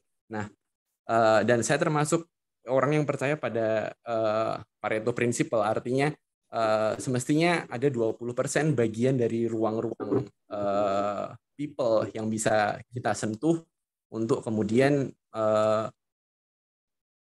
mendelivery secara optimal poin latar belakang atau why itu tadi. Nah, mungkin Pak Trisna bisa membantu kami mengelaborasi atau memberikan penjelasan bagaimana kita bisa menyentuh ruang 20% dari people itu agar mereka bisa efektif menangkap alasan walaupun dalam kondisi mereka menghadapi resistensi seperti itu Pak. Terima kasih. Wih, mantap. Menarik nih Pak Anas, ini berbobot banget gitu ya. Nah, oke. Ada sebuah penelitian dari psikologi, Bapak Ibu bisa searching juga di Google. Perubahan seseorang itu 80% dipengaruhi oleh lingkungan. Kalau lingkungannya A, lama-kelamaan orang juga bakal jadi A. Jadi intinya kalau kita pengen berubah hidup kita, ya kita harus menciptakan lingkungan yang memang diidealkan oleh kita. Masuk ke lingkungan itu, lama-kelamaan kita akan berubah mengikuti ideal lingkungan itu sendiri. Nah, itu yang sebetulnya masuk juga ke dalam dunia prinsip Pareto 20-80 gitu ya. Nah, jadi kalau kita harus percaya kalau kita semua karyawan itu adalah 100%, kita tentu nggak bisa harus membuat lingkungan itu harus besar dulu. 100%-nya kita ciptakan supaya mengikuti standar yang sedang kita buat gitu ya. Itu nggak bisa Bapak Ibu. Nah, kenapa? Karena ya Pareto gitu ya, 80-20 dari hasil landasannya itu, dari hasil penelitiannya itu dia membuat presentasi itu gitu ya. Maka betul kita berangkat dari 20% dulu. Nah, kita coba untuk membuat lingkungan kecil dulu dan kita benar-benar besarkan lingkungan, kita benar-benar perkuat lingkungan kecil itu dan kita ajak orang-orang untuk masuk ke lingkungan itu sehingga lama-kelamaan itu akan jadi membesar. Nah, terus pertanyaannya adalah bagaimana cara supaya orang mau masuk ke dalam lingkungan tersebut? Kembali lagi, betul tadi kata Pak Anas, harus berangkat dari sebuah why. Karena hanya kesadaranlah yang membuat orang itu berubah. Tanpa ada sebuah kesadaran, orang nggak bisa berubah. Tadi sempat saya bilang, orang itu sudah tahu, orang itu sudah paham, tapi orang tidak melakukan. Ya karena dia tidak punya kesadaran yang cukup besar untuk dia harus melakukan itu. Karena semakin besar keinginannya, maka akan semakin besar juga untuk dia melakukan hal seperti itu. Nah, makanya why itu penting banget, Bapak Ibu. Nah, dan ini menarik banget. Ketika kita menjadi seorang trainer dan kita bermain di bisnis proses, karena saya juga ketika bermain di korporasi, saya bermain di bisnis proses juga, di sistem juga gitu ya, karena trainer itu hanya bagian kecil dari produktivitas dari sebuah bisnis. Poinnya seperti itu. Justru yang besarnya adalah bisnis prosesnya dulu gitu ya. Nah, kalau kita berangkat dari seorang trainer, percaya deh, kepekaan kita akan tinggi. Kenapa? Karena kita sudah terbiasa ngajar di depan orang dan kita lama-kelamaan akan sadar ada orang yang jenuh dengan mendengarkan apa yang kita sampaikan, itu kelihatan. Orang yang ngantuk, orang yang benar-benar udah kapan sih beresnya, lama-kelamaan tuh kepekaan kita itu akan terlatih gara-gara respon dari audiens yang dinamis. Artinya trainer itu kekuatannya sebetulnya pada kepekaan nantinya seiring dengan berjalannya waktu jam terbangnya. Kepekaannya tinggi dia. Sehingga kalau kepekaannya tinggi, secara otomatis trainer punya caranya sendiri bagaimana supaya membangkitkan emosi audiensnya sehingga audiensnya tetap bisa manteng ke kita. Nah, dan secara esensialnya maka saya labeli bahwa trainer itu pada akhirnya dia itu memiliki kemampuan yang paling fundamental, yaitu kepekaan. Nah, seorang bisnis proses, seorang bermain yang di ranah bisnis improvement, di era saat ini ada teori yang memang dari lama sudah ada, tapi sekarang gara-gara era digital, sehingga ini menjadi muncul kembali, dan ini benar-benar jadi sangat laris. Mungkin nanti Pak Anas bisa menggunakan pendekatan ini, atau jangan-jangan Pak Anas sudah masuk ke sini. Namanya adalah design thinking. Ini bagus banget Bapak Ibu. Bapak Ibu kalau pengen bisnisnya bertumbuh untuk di era sekarang, ya gunakanlah metode yang lagi tren sekarang. Karena kita lagi ada di zaman itu. Nah, di zaman ini tuh sekarang menggunakan metode design thinking. Nah, Bapak Ibu tinggal cari aja sendiri design thinking itu apa. Intinya design thinking ini adalah untuk improvement bagaimana supaya kita bisa survive di era dan zaman tersebut. Nah, salah satu tahapan-tahapan, kalau tadi kan tahapan format system ada why, what, how, what if gitu ya. Nah, kalau tahapan-tahapan design thinking yang pertama itu adalah empati. Nah, empati inilah yang harus dimunculkan dulu oleh Pak Anas. Empati itu apa? Empati itu adalah bahwa kita tahu masalahnya adalah itu, tapi kita harus tahu bahwa solusi yang kita hadirkan itu benar-benar bisa menjawab masalah itu. Lalu kita harus kemas dengan presentasi yang indah, yang penuh dengan why. Karena sekarang kita membuat desain yang bagus, kita membuat improvement yang bagus, kalau kita tidak mempresentasikannya dengan indah, nggak bakal laku. Apa yang membuat Apple itu laris pada masanya, itu karena Steve Jobs-nya. Tanpa ada Steve Jobs yang dia bisa membuat hiperbol terhadap produknya, itu mustahil Apple bisa bertumbuh seperti itu. Bisa punya prinsip seidealis seperti itu. Nah, maka kembali lagi, Pak Anas ketika pengen menyadarkan orang, pastikan Pak Anas memang harus berangkat dulu dari jadi trainer kalau menurut saya. Atau kalau nggak mau jadi trainer, ya gimana caranya supaya tim Pak Anas itu, pelopor-pelopornya itu memiliki kepekaan yang tinggi. Karena sekarang itu benar-benar sudah eranya era design thinking. Nah, makanya harus munculin dulu kepekaan. Ketika kita muncul sebuah kepekaan, apa yang dirasakan oleh orang lain? Jadi berangkatnya itu dari orang lain, bukan dari bisnisnya. Apa masalah bisnis? Bukan masalah bisnis, tapi apa masalah orang gitu. Apa masalah orang di perusahaan itu? Bukan apa masalah bisnis di perusahaan itu. Jadi mindset-nya udah beda tuh. Oh, masalahnya adalah orang itu sekarang kayak gini. Tulis aja sebanyak mungkin. Oh, gaji kurang. Oh, ternyata lingkungannya kurang oke. Oh, ternyata kerja pulang. Oh, ternyata kerjanya seperti robot. Itu ditulis tuh. Itu masalah-masalah tuh. Nah, semakin banyak masalah itu nanti pada akhirnya kalau kita sudah punya kepekaan, kita tahu masalah ini harus diselesaikan. Dan nanti bisa dikorelasikan, tiba-tiba muncul aja ide yang sebetulnya dikorelasikan dengan pertumbuhan bisnis. Yang sebenarnya saya nggak bisa jelasin detailnya seperti apa. Hanya Pak Anas sendiri ketika praktek, Pak Anas akan menemukan sendiri. Ini kalau saya ceritakan lagi cukup panjang, yang jelas saya ngalamin sekitar 2 bulan yang lalu ada perusahaan dari pabrik helm itu menggunakan jasa saya pada saat itu gitu ya, dari Inspirasi Indonesia Berdaya. Dia pengen dirubah mindset dari orang produksinya gitu ya. Saya bilang saya orang hipnosis, bukan berarti hanya dengan jetrikan jari saja orang tidur, orang buka mata gitu ya, tidur buka mata terus berubah mindsetnya. Nggak seperti itu dinamikanya. Harus dianalisa dulu seperti apa. Dan tolong bos sebagai CEO jangan bermain dulu pertumbuhan bisnis. Kita bermain dulu dengan kesejahteraan si SDM di situ. Izinkan saya untuk melakukan sebuah survei. Kira-kira apa yang masalah terjadi di situ? Oh, ternyata di situ tuh Sabtu itu masih tetap kerja, bahkan di yang lain setengah hari dia mah full. Oh, ternyata tunjangannya nggak ada. Oh, ternyata ini gitu ya. Oh, ternyata kerjaannya nggak jelas. Yang satu kerjanya A, yang satu serabutan, yang satu banyak banget kerjaannya tapi gajinya sama. Nggak fair tuh di situ. Nah, keresahan-keresahan itu ditangkap sama saya. Dari situ tuh muncullah kira-kira gimana supaya dia senang. Dan gimana supaya job desk-nya itu sesuai dengan passion-nya dia, dengan ketertarikannya dia. Nah, tiba-tiba entah tahu kenapa, itu ada part-part lain yang memang ketika kita lakukan, itu tiba-tiba muncul aja ide ketika kita bereskan masalah manusianya, bisnisnya juga jadi ikut berubah. Kayak gitu. Kenapa ikut berubah? Karena dalam buku Good to Great karya Jim Collins, apa yang membuat bisnis itu bisa berhasil, itu ternyata who is the leader. Siapa pemimpinnya. Artinya kalau siapa itu pemimpinnya, berarti kualitas bisnis itu ditentukan bukan oleh teknologi, tapi oleh manusianya. Kayak gitu, teknologi hanyalah tools. Manusia adalah capital atau aset. Maka kalau kita mau membenarkan sebuah bisnis, yang kita benarkan tuh manusianya dulu. Asetnya dulu. Nah, supaya kita bisa membenarkan manusia itu seperti apa, ya makanya kembali lagi, kita harus peka. Karena dengan peka, gampang untuk kita menyadarkan. Kayak gitu. Karena percuma, beda perusahaan, beda cara menyadarkannya, Pak Anas. Kurang lebih seperti itu. Maka saya nggak bisa ngasih solusi cara menyadarkannya harus seperti apa. Yang tahu adalah Pak Anas sendiri. Cuman saya kasih clue aja.